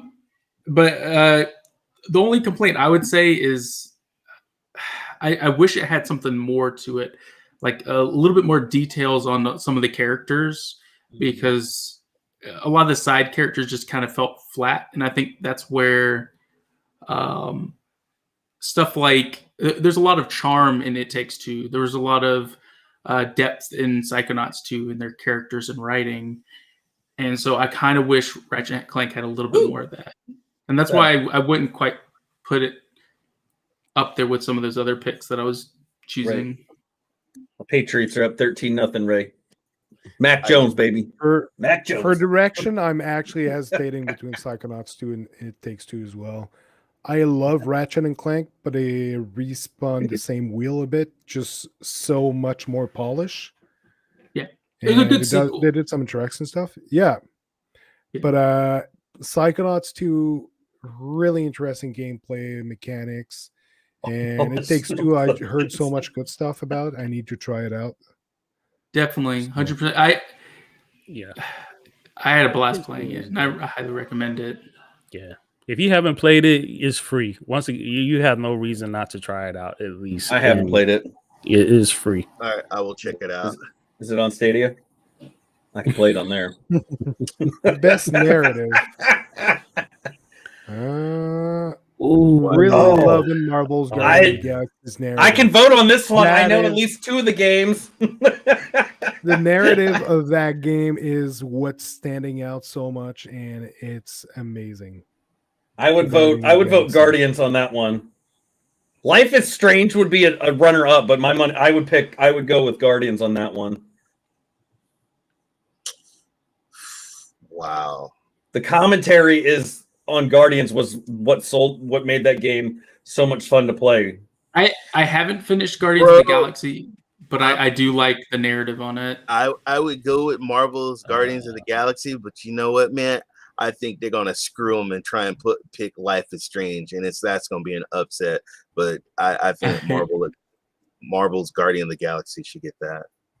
But they're gonna give it to Life is Strange. They're gonna give it to Life is Strange. Disney, if they do that, Disney's going to sue them. Calling it now. You don't mess with the House Mouse. What's funny is both are Square Enix. Exactly. But it's Marvel, so Disney will have a say in that. They're going to be like, "Oh, vote against the House of Mouse. Mickey's got something to say to you. Come here. Come to my office." Guardians is in a good position for this one. Yeah. What? Any other opinions on this? I mean, Square Enix, just they've been getting some flack lately, I think, and other companies when it comes to Marvel games, like, from what I've heard. Can we see some different games? Holy cow! You did. You got Guardians of the Galaxy and Life is Strange up there. That's our direction.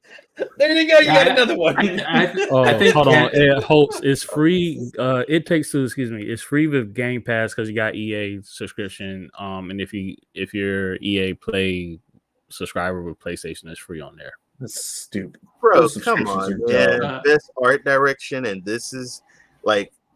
Rodell, they Square Enix would never do such a thing. I would say Deathloop probably shouldn't be on there. It's like the weakest link, I would say. Kenna and Artful Escape are beautiful titles, and I would probably give it to Kenna though. You know what? From what I've seen, I'm gonna give it to Kena. Oh, I would go Kena on that one as well. When I played that one, it so reminded me of like a Pixar film, something Pixar would put together as a movie. Yeah, Disney, House of Mouse. I'm really liking Kena. I think it's in a strong position for this one. I haven't tried the Artful Escape, but what I've seen from it, is that Harry Potter? What I heard, it's beautiful. I think this one is a very strong contender and very small indie game could win this. It's not Harry Potter. It's not Harry Potter. Okay, I'm sorry, but the image of the show, I thought it was Harry Potter at first. Paul says Psychonauts, in my opinion. It is really strong art direction. Paul, I hate to break beautiful. it to you, buddy, but it's going to be Kena. I think it's. I have foreseen the future, and it will be Kena. I'm going to say Kena. Yep. Yeah, Artful Escape is very unique. It is. It was a lot of fun. Who doesn't these days see the Project Red and Naughty Dog was the last I trusted? But yeah, you can trust these companies. Opinions. You can trust these companies. They're very faithful companies. I mean, look at all the news we hear about Square Enix, such a loving company. Near. Best score. Near music. 100%. Ooh, music. Ain't nothing beating. I'm going Guardians on that one. I'm going Guardians, but I like the 80s music. 27-7, baby. Best score in music. Cyberpunk. Going Marvel's. 7. Marvel's Guardians of the Galaxy. Honestly, yeah, Cyberpunk, Guardians, and Nier all have strong soundtracks, but I got to give it to Nier. I love their music; it's so good. I don't go against the House of Mouse. I'm smart, so I'm sticking with Marvel's. I would say I don't need anything getting shut down on me. I would say Nier with or Artful Escape. Artful Escape does also have a really good soundtrack. He just likes it because the kid looks like Harry Potter. That's the only reason he's picking it. He must be a Potter fan. Futuristic music, man. On Cyberpunk. You got to say the whole thing, Eddie. Including the VER version 1 points. Let me squint. Let me get my spectacles on so I can read it. 1.24744874139.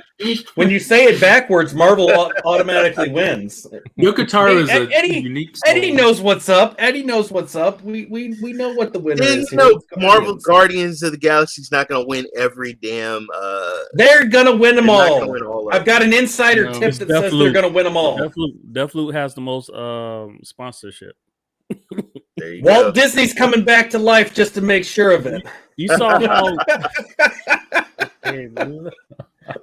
You know how many times we've seen advertising. I know, man. If that game had the best marketing, I mean, I wouldn't say best, but they had a lot of marketing push. Right. Anyway, let's move on. It's interesting. Oh, best he did announce the numbers. Wow. This. Ooh, Forza is here. I'll go Forza. There you go, Rodella. I'll go Forza on that one. Returnal could be a strong contender in this one. I'm just going to go against all the naysayers. I'll pick Forza on that. Is it really? is it really that hard to get car sounds? You know, like I don't know. That's why I'm sold on it because I like hearing the vroom vroom, so I'm sold.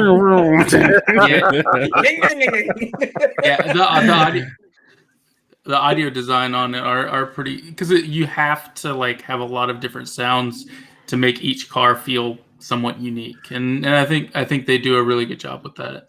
I like the feedback I get when playing that game. The feedback from the sounds goes into my controller and into my headset. Village and the sounds of the tall ladies bouncing up and down. F that game. Ethan Winter. I'm going with Returnal with the audio. Hey, what's up? At least we're all over the place. What's going on, dude? Wavetail game. Hey, tell them, Dismal. Wavetail game of the year. There we go. Go. You know where Wavetail's going to go the same place. That one. Yeah, Returnal is in a good position for this one, but Forza is also pretty good for that. I still need to play Returnal. Returnal got good audio sound design. I wanted to pick it up, but it was having so many issues at launch, and I was like, I'll wait. Yep. Here on Cloud Nation, we don't talk about coming back. But here on Cloud Nation TV, we don't talk bad about the House of Mouse. We know what happens. They're going to cut us off. They're going to cut our stream. We've had that happen before. Let's watch the new Spider-Man trailer. Oh my, no! I mean, I would be okay with it, but I know what will happen. Oh, come on! You know who won that. You know who won that. Best performance: Erika Mori as Alex Chan in Life is Strange. Giancarlo Esposito as Anton Castillo, baby. I'd be on that one. That's Jason mine. Kelly as Cole Vaughn in Deathloop.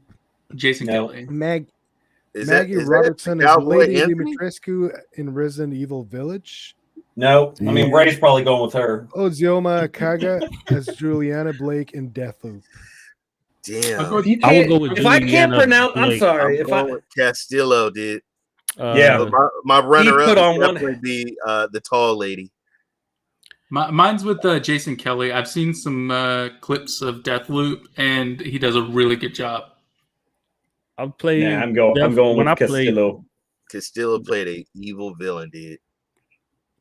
Yeah. I didn't play Far Cry, so I can't vouch for that. But Deathloop, however you pronounce her name, I forgot. But she's really good. What's that, Kaga? Yeah. Yeah, if you can't pronounce the name, you can't vote for her, for that person. That's all I hear is Godzilla. I'm sorry.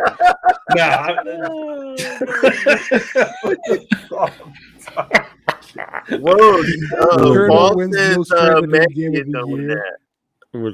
man, come on, Forza Horizon 5 for the quality, size, and multiple family devices, and because something to be impressed. Damn. Oh man. You might have a point there. Man. Oh man. That's bad. Did we get the RPG best? Oh man. So okay, let's move on to the next one. Games. Yeah, we're gonna be here all night. We only had category 8 of 30. Oh my goodness! Some of them are like esports ones that we can just skip. What's the impact? Yeah. Thought provoking games. What? Why? Before your eyes, with a pro-social. I don't know, but I think they should. That would be life. I didn't play none of those. Life is Strange. Best ongoing game. Oh, come on, you know what that one. You know who won that. It's ongoing. So it's gonna be 14. Fortnite, Genshin Impact, and Call of Duty Warzone. Now it's gonna be Final Fantasy 14. Fortnite. 14. Free son. Fortnite. 14 has just grown so much lately. Final Fantasy 14 might be the one for this. Yeah. Apex hasn't been that big this year. Fortnite is Fortnite. They're trying to oust the CEO over at Blizzard, y'all. Yeah, come on now. Did we expect anything less? Come on now. Yeah, the only one I see winning this is Final Fantasy 14. I don't see any one of them. Fortnite. If Fortnite doesn't win, Epic's just going to sue everybody. It's all about the skins. Look, if Fortnite doesn't win, we're going to see another loss in 2022 confirmed. Yeah. Oh man.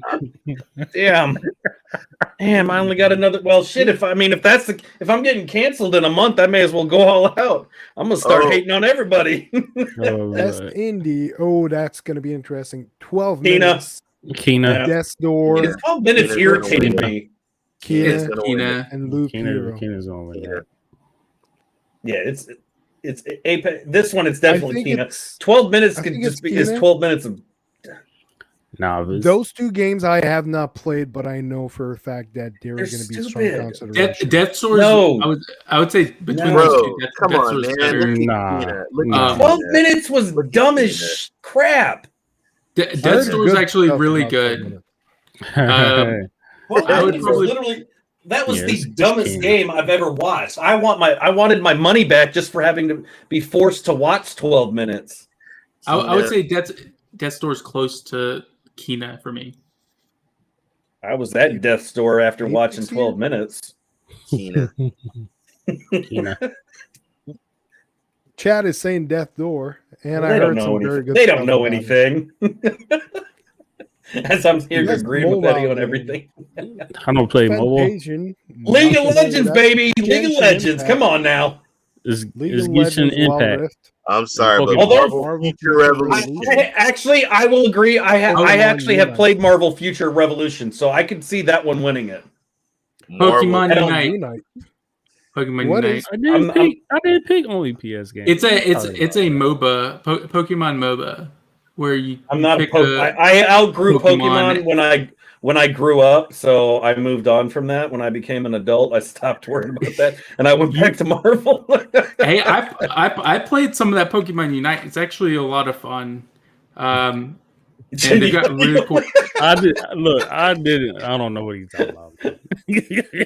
Look, we know it's going to be Marvel Future Revolution. If you have not tried that, I highly recommend it. Though it is a lot of fun for a mobile game. Nina is a PC and PlayStation game. All about Marvel.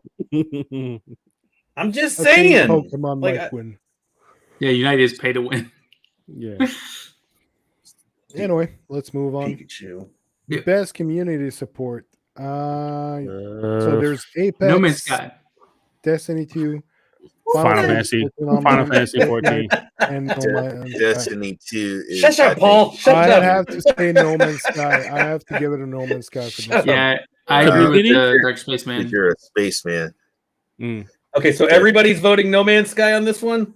Destiny 2. I'm going with Destiny. I'm going 2. Fortnite. I'm going for be the Oswald. Final Fantasy 14. Paul, I resent that comment. Growed up from Pokemon, yet likes Kina. Chat is agreeing. No Man's Sky. It's decided. Innovation and accessibility. Far Cry 6. Far Cry 6, Forza Horizon 5. Marvel's on there too, though. Marvel's Guardian of the Galaxy, Ratchet and Clank Rift Apart, and Veil's Shadow of the Crown. I'm gonna say Forza probably. That one's they're all. The Veil I'm not familiar with. Okay, I know what the Veil is. So if you want me to explain, yep. The Veil is a game that you play entirely blind. It's all audio design, so it's all that's stupid. It's all based on your It's dumb hearing things, and so it's all designed about like 3D audio and like you'll hear the sound of a sword swinging, and you have to block or fight in that direction. It's really interesting. It was designed with blind people in mind, and the story behind it's really cool. So it's better than Hell's Blade. So should I be blind? I don't know about that. I played it. Should I? Are you saying that we're supposed to blindfold ourselves when we play that game? Well, there's just little. It's a black screen with little pretty colors. Basically, is the only thing. Is it colors? So it's colors and words. It's like a DOS game from the '80s. Oh, I can. No words. No words. It's just audio. Yeah. You just listen. Nope. That's stupid. I'll go with Far Cry 6. Bro, just blind kids, man, can play this. Yeah, you can play it entirely blind. That's what. Yeah, I'll skip that and go with Far Cry 6. I mean, they can have their color game. I'll skip it. I think Forza Horizon 5 will win it though, because Far Cry 6 got colors. When you shoot people, you get colors showing. Forza has so many accessibility options. Forza has a lot. Ratchet and Clank is also very big on accessibility. Mm-hmm. Very big. They have a lot too. Did you hear? Well, you can play Forza entirely just by holding on the right trigger due to accessibility options. Like it'll auto drive a lot of the cars. But doesn't PS5 automatically have accessibility? So this is what makes it tricky, because the PS5 system has it built inside the console, so it doesn't matter what game you're playing. It has like all of those accessibility features, so that makes it even more. PlayStation has been the strongest this year for pushing accessibility. But Forza in game, there's a lot of stuff, like they're even adding translators onto the cutscenes as well. They're gonna have a sign language interpreter.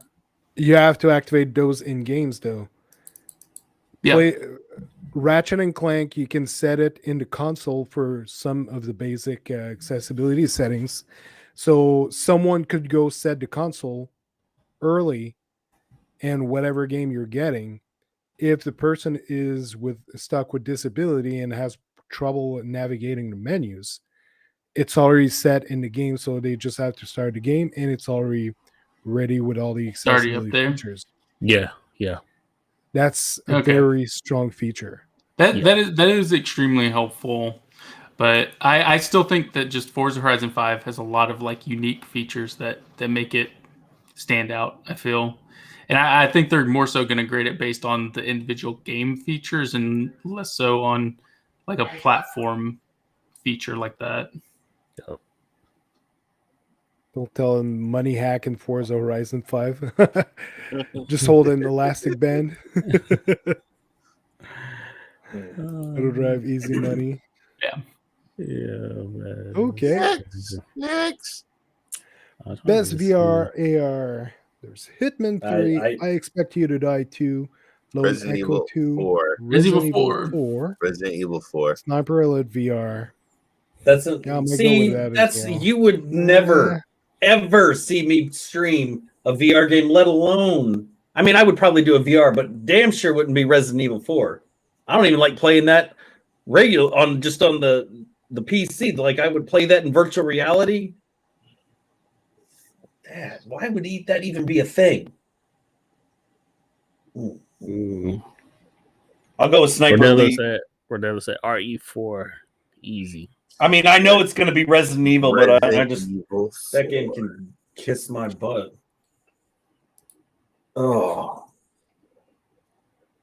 I don't have currently a VR headset, so can't say which one is better, but I Expect You to Die 2 also looks like a bunch of fun.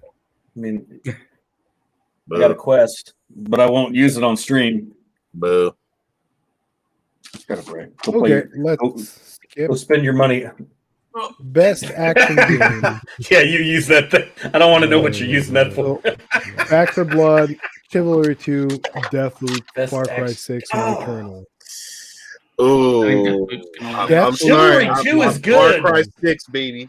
Far Cry 6. Do you consider that? I mean, Far Cry 6. You can put that in multiple genres, though. You can put Far Cry 6 in multiple genres. Action, for the action, drama. Deathloop and Returnal, I think, are the two strongest. I mean, if we're talking straight action, Chivalry 2, you can't get any more action than that. That's just acting body parts, man. It is not. It's nice. You're fighting each other. You gotta survive. I mean, there's a lot to that game. It's on GFN. You can fly a car. Yeah, it's on armies. And Chivalry 2's on GFN. Far Cry 6 is an action. Far Cry 6 is we know. Far Cry 6 is just like Far Cry 5, which is just like 4, 3, 2, and 1. No, it's no. Come out with Far Cry. Different. No, well, yeah. The concept is basically villain takes over, does some crazy shit. You gotta survive and kill. Returnal on this one. Well, it's gonna be Chivalry 2. It's gonna be something. Hell no. Far Cry 6. Best this is a adventure. tough one. Oh, Marvel's on that one. That's easy. Metroid Dread, Psychonauts 2, What's the category? Rift Apart, Action adventure. Action adventure. I mean, that's easy. Guardians, hands down. Guardians. I'd remove. I haven't played Village. Guardians. I'd remove. Wait, Psychonauts. All three of those can win it. Those three have to can make win a it. road trip. Like those two are good, but those three are, I think, at the top in that category, and I can't decide on one. Yeah, I can't. I'll take Guardians for me. I haven't played Guardians, so I can't say. But I still have to beat it though. Psychonauts 2. Psychonauts 2 is good, but I wouldn't. I think the problem I have with Psychonauts 2 is its gameplay mechanics aren't as I feel as polished as like Guardians of the Galaxy or See, Paul knows what's up on the action stuff. Chivalry Chivalry 2, Far Cry 6. Psychonauts 2 is a brilliant puzzle game. It's not an action. Yeah. No, if you say the word puzzle, if it's got the word amazing, the characters got the category. If it has puzzles in it, it's a no-go. That's going to be best action adventure is going to go to Guardians. Guardians. Oh man, that's tough. Metroid Dread I haven't tried, but I heard it's pretty good. I played the demo. Clank Rift Apart. I think Dread will win it, but I think Village, man. You know, I remember when Village came out, and everybody had love, and then Village is good, and then they beat it. I beat it. I'm a Resident Evil guy. Resident Evil 7 to me was better than Resident Evil Village, and so I think that's Chaos. That's the one thing I know, agree with you. Paul. The only thing I probably agree with you on is that it just Village kind of tapered off. Like the best parts were right in the beginning of Village, and I think that's its downfall. I agree. Paul. I agree with Maker Chaos. Oh my God! Oh wait, we got it recorded, so it's good. Oh man! Here we go. Cyberpunk 2077. Tales of Rise. I'm gonna say Scarlet next because I don't know anything about it. Man. 5. Oh, that's an interesting one. And Tales of Arise. All right, see you, Eddie. Good things are Tales of Arise. Good night, Eddie. Tales of Arise, I think, might win. Hey, I did share a link though. See you, Eddie. We could chat about it before Eddie left because maybe he can give us some inside scoop. I actually Tales is going to get it. I would love to see Tales of Rise get it because I don't think any Tales has really been nominated for game like in the Game of the Year awards or the Game Awards. What did you say, Eddie? Come on back. I want to know. Do you know anything about this? Please tell me you know something. Ubisoft theme park. Yeah. Oh in wow. France. Damn it! Now I'm gonna have to get my passport renewed so I can go. Honey, we're going on. I'm taking you to France. You can play all the kids games on Stadia. Yes, you can. I'm taking you to Paris. I mean, we're gonna make a side trip real quick, and then we'll go there on her. No. They just have a bunch of Stadias in place at the theme park, so you can play while you wait. You know what? But it's on the subject of theme parks. Ubisoft's going. I saw Peppa Pig was trending on Twitter today, and I was like, "What? Did Stadia do something with Peppa?" And I looked; it's actually a theme park. A Peppa Pig theme park is opening next to Disney World in Florida. I don't understand even why that is a thing. But Ray, I will send you a donation to go live stream yourself at Peppa Pig's theme park. Oh man! I am dying right now. You guys. You wanted to see with Peppa Pig is kind of weird, so I'm just gonna say that. Come on, they're gonna give you a free Stadia controller and everything, and a free copy of Peppa Pig. He said the Stadia just sold with Peppa. Yeah. I'm done. I think Tales of Arise will win this one. Going with Cyberpunk 2077. I'm gonna go Cyberpunk just because it's the only game I know. My runner-up is Scarlet Nexus. I don't know any of the others. Scarlet Nexus is nice, man. That got a good soundtrack too. That should be up for a game of the year. Yeah. Oh man, that soundtrack is dope. I haven't seen much about this one. It's a series I do like, though. Bet Disneyland will smell amazing now with Peppa Pig next door. Man, everybody's getting theme parks. We had the Mario Land theme park. Ubisoft's getting a theme. Although that one would be kind of cool, depending on if they can. Just think all their titles that they could add into a theme park. All right, that's want to go against Virtua Fighter, hands down, baby. Virtua Fighter. Saying Guilty Gear. You knock my Virtua Fighter. Demon Slayer. That game is super old. It's either going to be Virtua Fighter 5 or it's going to be Nickelodeon All Stars. Guilty Gear or Demon Slayer. SpongeBob's going to get the award. Family game. Best family game. Mario Party Superstars. It takes two. Are you aware? Oh no, my bad. Mario Party. Yes, Pokemon Snap. No, Mario Party. That's gonna be Mario Super. Party. I'm at a toss up though because they have Mario 3D World, but if you're saying best family, it's got to be Mario Party Superstars because that literally embodies Mario Party in itself is the go-to for family, especially if you're in the Nintendo ecosystem. I mean, you have to have Mario Party's been a thing since the Super Nintendo. The only reason for it takes two because it's only 2 players and everything else is 4 player. Yeah, I think Pokemon Snap might be the one who takes it in my opinion. No way. If it's not Mario Party Superstars or Mario 3D, it's gonna be Wario. Come on, now look at that image. Barefoot Wario. Best sim strategy. Everybody say Flight Simulator. Everybody was on that. Yep. Yeah, Like, I'll go Evil Genius, baby. Evil Right. Genius is gonna get the. Actually, I'm sorry, but I'm gonna give you an upset. Humankind. Ooh. That's your upset. Humankind You don't think is Age of good, Empires but I stands a don't chance? put it in front of Microsoft Flight Simulator. What about Microsoft Age of Empires? Since they, that's a toss-up. Microsoft, how much money are you spending on which one of these to win? Does it have to have sim and strategy, or just sim? It's If either it's just sim. It's just Microsoft. It's sim It's- / strategy. It can be one or the other. Simulation or strategy, yeah. But that means Age of Empires should win hands down because that's both. That's got both categories covered. So that gives them the added Flight bonus. Simulator for this one for myself. Anyway, it's getting late. Let's go on faster. Forza. Sports racing. Hot Wheels. Hot Wheels. FIFA 22. You knew I was going with that one. Forza's FIFA, Yo, I gonna heard win that. Hot Wheels was I want to FIFA play 22. those, FIFA 22.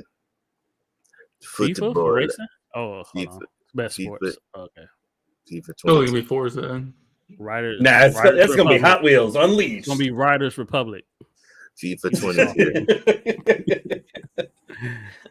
Man, I'm surprised. I don't see basketball or a Madden in there. Best multiplayer. multiplayer. Ooh, that's Knockout impressive. City. Back for Blood, Knockout City, It Knockout Takes City. Two. But New World's on there too. Rise, New World, and Valheim. Valheim's Damn, gonna win. that's a Knockout hard City. Nah, Knockout City. I'm with you, I've Ray. never No. played Boy, Knockout. Knockout City. Bro, Valheim. Come on, dude. It's Knockout Minecraft City. and Norse mythology. It broke records. For Minecraft is Knockout stupid. City So is the sleeper game of the year. What? Which it's one? going to be the Knockout City. Knockout City. Oh my Come on, it's God. dodgeball. Come on Knockout now. City Knockout with City. New Lots of World. fun. Season 3. If Valheim. Ray doesn't, Ray, were you the one that never got picked last? Did you get picked last in Hey. dodgeball? Is that why you hating on that game? Bro, your head is shaped like that dodgeball, man. I If you did haven't want to tried it, mention. Knockout City is amazing. Bro, get the hell out of here, dude. Come on. Wait, you I gotta just play wanted- Knockout City, bro. Bro, Like, Valheim. Look, you bro, please go look up this game. This game. It's I think Minecraft. Chase actually, Chase Norse really mythology. liked Knockout City as well. yeah, Chase like Valheim, Paul likes bro, Knockout City. Records, man. This game right, Valheim is something special. It's one of those It games is. Valheim that is is fun. Ray, Special, you like right? sports. special. Ray, I you do are a have sports Valheim. guy. But I It's also, fun. dude, He's look, getting old. That's all it Yours- is, yeah, folks. look, I'm he's telling like, you, I'm his telling kid you. keeps hitting him with balls, so he's like, nah, I'm not. He said, I'm good. You He guys said, are- I'm good with anything. you look. Remember this. I guarantee you, Knockout City will not win. Valheim will win this. When There you when go. Knockout I got it. City Heard it wins, here. Ray's I got gonna be Knockout that'll You'll be hear it. You'll hear All it. right, so right here, right now, I'm casting vote for Knockout City. So am I. Yeah. Well, Ray you gotta says go that look. when it wins, You gotta- Ray says Valheim's when gonna Knockout win. Knockout City Valheim's gonna wins, win. Ray is streaming that content. Why the hell am I not up Content there? creator of the year is Dr. Bet, Spaceman. Dr. bet. If I'm Spaceman, not up everybody there, on I this- ain't getting my vote. everybody on this Right there. I see right Dr. here. Spaceman right there. I see him. I'm taking the picture of that right here. That's Bet on the left side right there. You got the yellow background. Green, Give Fiji, him a hat right Bulls, in the- eBay, and green. Yeah, I like that. I thought Vet was the one in the middle. I was really expecting everybody to just go in on that. That's the guy on the left, the little stick figure. Valheim Oh, will win man. this as well. Here we go. Oh, God, this man. is a tough one. You That's guys tough. need to do your research, man. All five are very well positioned for this. I love Forgotten. Ain't nobody got time to be researching before they vote. That's Valheim. like Hey, saying to didn't you research. tell me? Didn't you tell That's me like Hell Break researching the Break NFL. Loose was going to be like super dope? Man, that game was garbage. What game? What game? Hell Break Loose. I didn't tell you that Like game. That game. Battlefield. No, that Paul, game was don't worry, great. Paul, don't No, worry. that Neither game was did a I. hot turd. I ain't never told you that game was gonna be it. That game was a hot I turd. agree with Paul on that. I had no idea who the hell they were. I felt disrespected. I know a doctor felt disrespected about not being up there. Valheim will win this. Bet. I think Do it's they have a write-in? Do they have one where a category where you can just write what you want? for me, this is a tough one. I'd be going Kina because I don't know anything else. I'm stuck between Yep. Forgotten City, Kina, or Valheim for me. But I kind of want to vote for the Forgotten City because it is a beautifully written indie game. I love the game. Each of the characters are well written. Like if you love a detective type game where you're trying to find a mystery, I highly recommend the Forgotten City. It's on Game Pass, so check it out. Is it different? Game Pass is for the much win. Better than in Skyrim? So the thing is, it's a time loop game. Yep. The idea behind it is you find a lost, forgotten city, and one person is going to sin, and you have to find out who that person is. And the god that watches over the city says when one person sins, the entire city is judged. Gold arrows go flying out after you. So you have to find out who it is, and if that rule is broken, that's where the time loop is, where you go back in time and start over, try and find who it is, and it's all about talking to different people and finding their connections and finding a way how to break the cycle, how to stop that person from sinning. There you go. The best game is. I just found out 2 hours ago. The Skyrim version. Oh, I just played this version. I never played the Skyrim version. I'm not going to change. Not to change the subject real quick, but I just want to say the best game is coming to Xbox Game Pass for those that are fans of Game Pass. Lawn mowing simulator is coming to Xbox Game Pass. I just want to throw that out there. Just so everyone knows the story behind the Forgotten City, it's actually a modded content that someone made for Skyrim that they released in the that you could add to the game. It was fully playable as part of Skyrim, and it got so popular that the guy actually got funded to take his mod and actually make a game out of it, a full-fledged game. But that was part of Skyrim originally. And I can vouch for Doc. I read that too. I've actually played it in Skyrim when it came out. No. And I found out lately that it was a standalone game. No. So awesome stuff. Next, most is a big one. Oh, come on, guys. I'm gonna go with Elder. Oh, I don't know. There's a lot of guys that love Starfield, but I'm gonna go with Elden Ring. I'm going with Starfield. But Elden Ring has a lot going for it.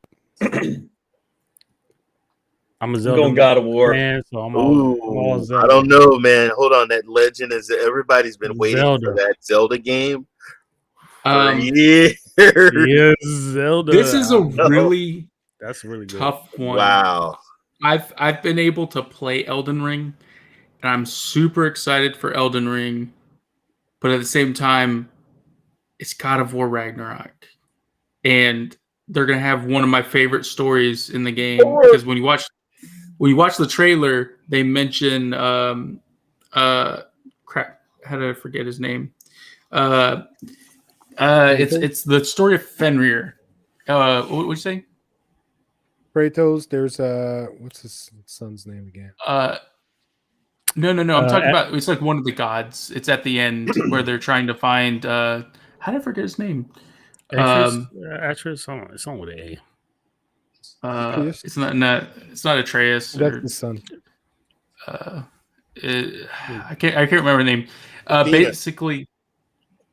Basically, he was the one that kept watch over Fenrir, which is the wolf that's supposed to be a part of Ragnarok. And so I'm super excited about this, just because it's my favorite Norse story, and I want to see what they do with it. So I think I'm leaning towards Ragnarok, as much as I loved Elden Ring. I think Starfield has a lot of anticipation towards it, the most out of the list. Elden Ring, because of who's involved in the game, is also building a lot of anticipation. So it's, I don't know why I'm forgetting his name, but the guy who wrote Game of Thrones. Yeah. George R.R. Martin. Yeah, George R.R. Martin is involved in the game and creating the world. That's got a lot of people excited for it, along with the creator of Demon Soul and Japanese guy. So this is a very important piece, but I think it's going to be Starfield. Oh, and Zelda Breath of the Wild sequel, definitely. But they haven't done enough to tease us about it. It's still, they announced it, and there's not enough anticipation being built towards it. Contrary to Starfield, where they keep mentioning it, they've shown some teasers. They're edging towards it. Smoking. They did talk about how much dialogue is going to be in the game, which it seems to be a lot more than Skyrim. Starfield is up there for me. I think Elden Ring, Ragnarok, and Starfield are my big three. It's just Ragnarok, since it's a story that I love so much that I wanted to get a tattoo of the wolf Fenrir on his ass at some point. But in the trailer they showed them freeing Tyr, which Tyr is one of the ones that was close to Fenrir, which was the wolf that eats and kills Odin in Ragnarok. So yeah, really cool. Breath of the Wild 2 is definitely one of the most hyped games coming. It is. You know what, Paul? You know what? I agree with you. And I agree with Paul. I changed it. I'm changing it to the sequel to The Legend of Zelda Breath of the Wild. Yes, people have been waiting, and they've been getting screwed because they kept, we're coming out with this game and not bringing what the people wanted. And so I'm going to say this is the damn. You know what? That sounds like game. Hey, Ray, that sounds like another company I know that does that. The thing is, Rock, this one is the one we burning your gifts from GFN. Just keep burning them, baby. As for those two games, they were both supposed to come out this year, and they've been delayed. Hey, what do you think will happen if Call of Duty doesn't show up on Xbox and PlayStation? I think Ragnarok out of curiosity, to be the final. Come on, man. It's about as long as playing through. I ain't gonna go. Let's keep it moving. Yeah. We need to go. Well, I think the next gotta get them out of here. Best esports game. Call of Counter-Strike, Dota 2, League of Legends, or Valorant. League of Legends. League of Legends is still a big one. I want to go with Valorant on this. Yeah. Yeah, $100 for a blue skin for a gun. The color blue. Hey, it looks really nice. Yeah, it's a nice shade of blue. So you probably already bought it. Did you buy it on your gun? No. If you want the best, you gotta pay up front. Yeah, I mean, to be the best, you gotta pay to be the best. I was the color. All you gotta do is look at what Angry Joe blue. $100 for the color of blue. That was pretty funny. It was a nice shade. I'm just saying. It was blue, you guys. Like his background. It was a nice shade of blue. Oh, I got you. I know. I don't know any of them. They all. I don't know any of them. I do. I know. I mean, I'm not up there, so it doesn't matter. I'm going with the showmaker. Showmaker. Like how JD and I are like, we're not up there. We're not up there. It don't matter. I'm the best. What about Simp? What about Simp over there? He's a little too simp for me. I'm going with Showmaker. Oh man, come on, Atlanta. My team. Go with Atlanta. I'm from Atlanta. Let's go. I'm from Georgia, so yeah, Atlanta. Yeah, there we go. Ray's gonna go with Team Spirit. I'm in Augusta, so. You're come on, man. You know I gotta go with I was raised in Latonia, so he's going with the Spirit Squad over there. That's cool. Yeah. 2021 League of Legends. That was awesome. League of Worlds. League of Legends. I can do without. I mean, I agree with Rodella on the esports thing. That part, I don't. That was awesome. I don't pay attention to any of that. All right, there you go. That's our vote. So there was. So, real quick, the reason I made that comment about if Call of Duty didn't show up is because Microsoft is Phil Spencer already just announced that they are evaluating their relationship with Activision. Yeah, Activision is hot water. Activision. So that's what I was saying is what happens if Microsoft says, if Phil says, you know what, we're cutting ties with Activision, and then Sony said the same thing. Sony's already pissed at them as well because of it. So what happened? Like, yes, we know that they'll lose money. That's a big title you're not going to have than Call of Duty. You know, when you cover his mouth like that, he looks like a troll, dude. Is it Jeff? Jeff, what you doing on with pointy ears?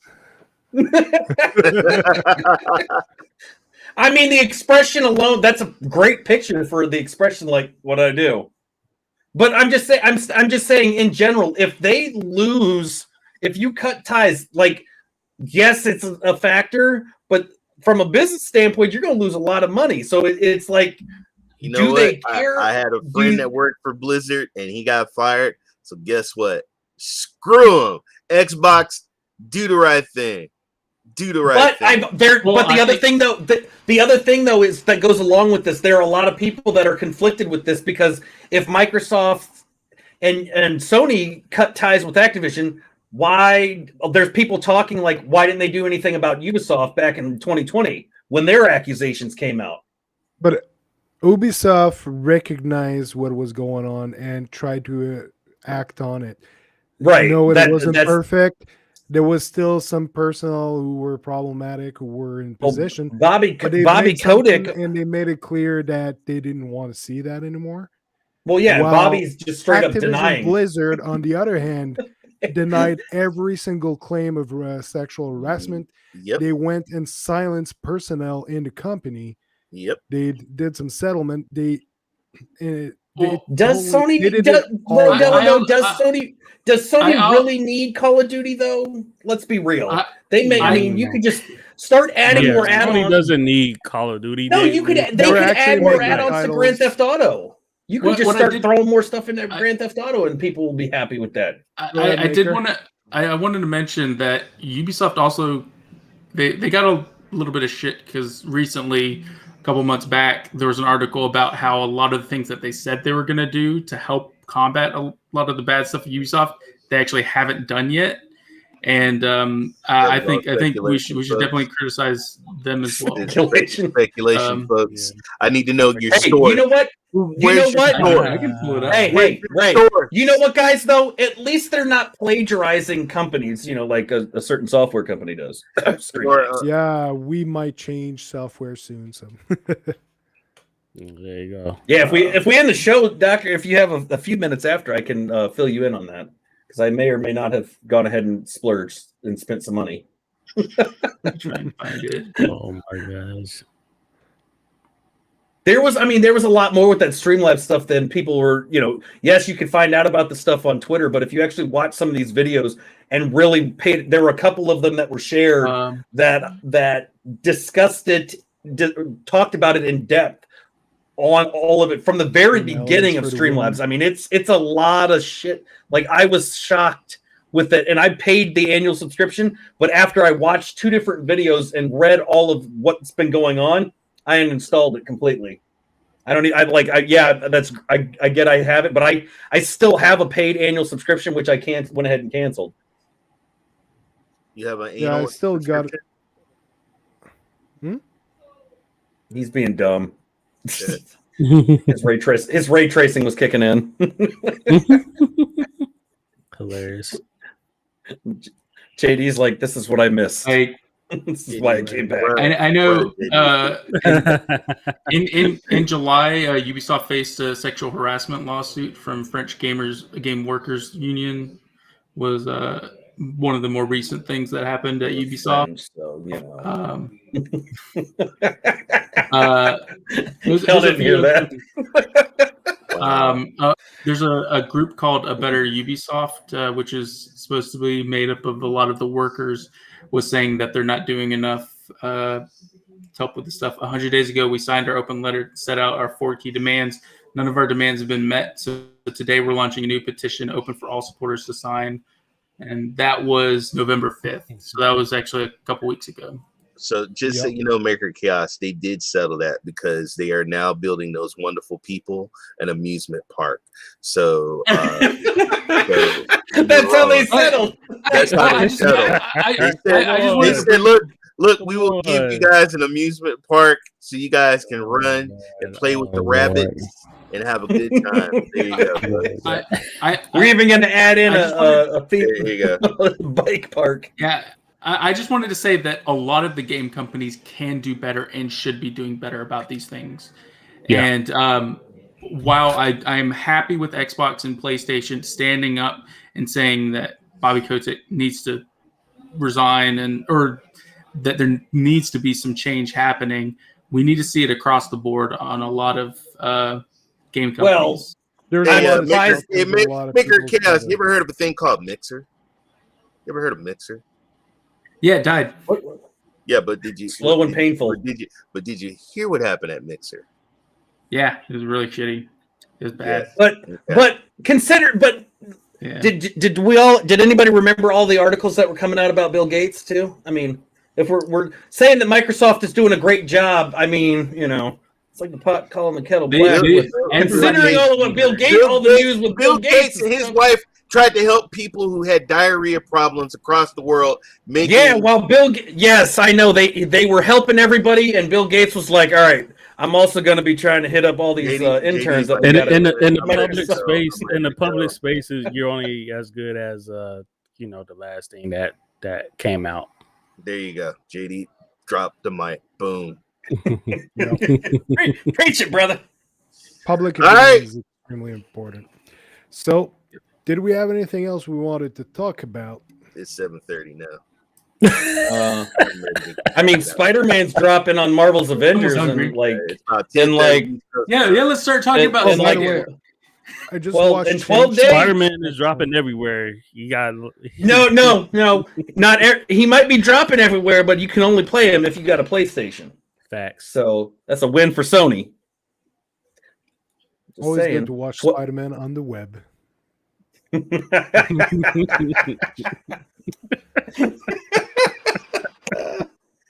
Oh man, you better. That was bad. Yeah. Okay, so on this Vet, where can we find you? Twitter, Vet Cloud Gaming. I'm doing a lot more streaming over on Twitch, so you can find me there at Vet Cloud Gaming. I'm still occasionally throwing stuff on YouTube. I haven't decided fully if I'm going to make the jump back to Twitch, but you can still find me. I don't know how often I'll be streaming right now because with my upload speeds all over the place, I can't do much, and I know there's this company that's got a direct streaming thing, so I'll probably use my Shield TV and stream to Twitch since they've got direct streaming. So, but yeah, I know if it should be fixed at some point. I'm hoping by tomorrow. I was told that initially. If it is, then I definitely will be doing a bunch of GFN stuff, and then on the 30th, I'm gonna be live streaming the Spider-Man. Get your red ring of death out of here. What about you, Ray? Where can we find you? Definitely not getting free laptops for GFN, guys. Platform. But you can find me on Twitter. I love my MacBook Pro. Twitter, yeah. You work really hard for it. You can find me on Twitter, Ray3473. Guys, I will be streaming for the Stadia anniversary tomorrow. Bash. Make sure to check that out, guys. They're going all out from what is it, 7 a.m.? Yep. 7 a.m. basically all freaking day. Yep. I'll be the last show, guys. 10 p.m. Pacific time. I won't be Far Cry. Yeah, I know. I'm glad you know. I'll be doing Far Cry 6 with Stadia Pro Gaming. Thank you, folks, and all the people in the chat room. Thank you, and it's good to have JD back. I'm out. Awesome. JD, where can we find you, man? Oh man, you can find me. I'll be hopping in where I can tomorrow with the Stadia Bash celebrating the 2nd anniversary. So, man, might see me pop my head up there. But you can catch me on Battlefield. I'm playing Battlefield right now. You can catch me on up there, Knockout City. You can catch me on there. And yeah, just JD3 MXP. I should be starting back streaming here real soon, probably after Thanksgiving, back on Fridays. Awesome. And Maker of Chaos, where can we find you? Clouded with Games. I usually do their Tuesday show for the Xbox type stuff, and you'll see a lot of my first looks. I tend to do that on that channel. I will be streaming some Stadia tomorrow at 3 p.m. Eastern Standard Time on the Cloudy with Games YouTube channel. I have to figure out what I'm going to stream. But NBA, yeah, doing NBA 2K22. I don't know that. Oh, I can't even get it. So, oh man. Oh yeah, let me get Peppa Pig real quick. Oh man, that was a real good NBA 2K22 for 22-22. They missed an opportunity. GFN today, you got a nice lineup that came from what was that beta? What's that game? Icarus, whatever. Hey, don't knock that. You play that. But yeah, Peppa Pig is for the letter on the basketball, like crap. You know what? I bet you Icarus will give a better performance than what was that? What was that game that was similar that came to Stadia? It was like a hunting game. Are you talking about Art?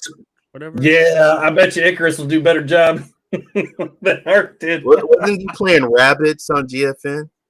You know, you had a field day watching that. You were playing. Yeah, he was using a rabbit peeing on other rabbits. So what does that tell you? I'm just saying. Okay. Let's play nice. That was a funny. Hey, I'm not gonna. That was a funny stream, though. There's no denying that.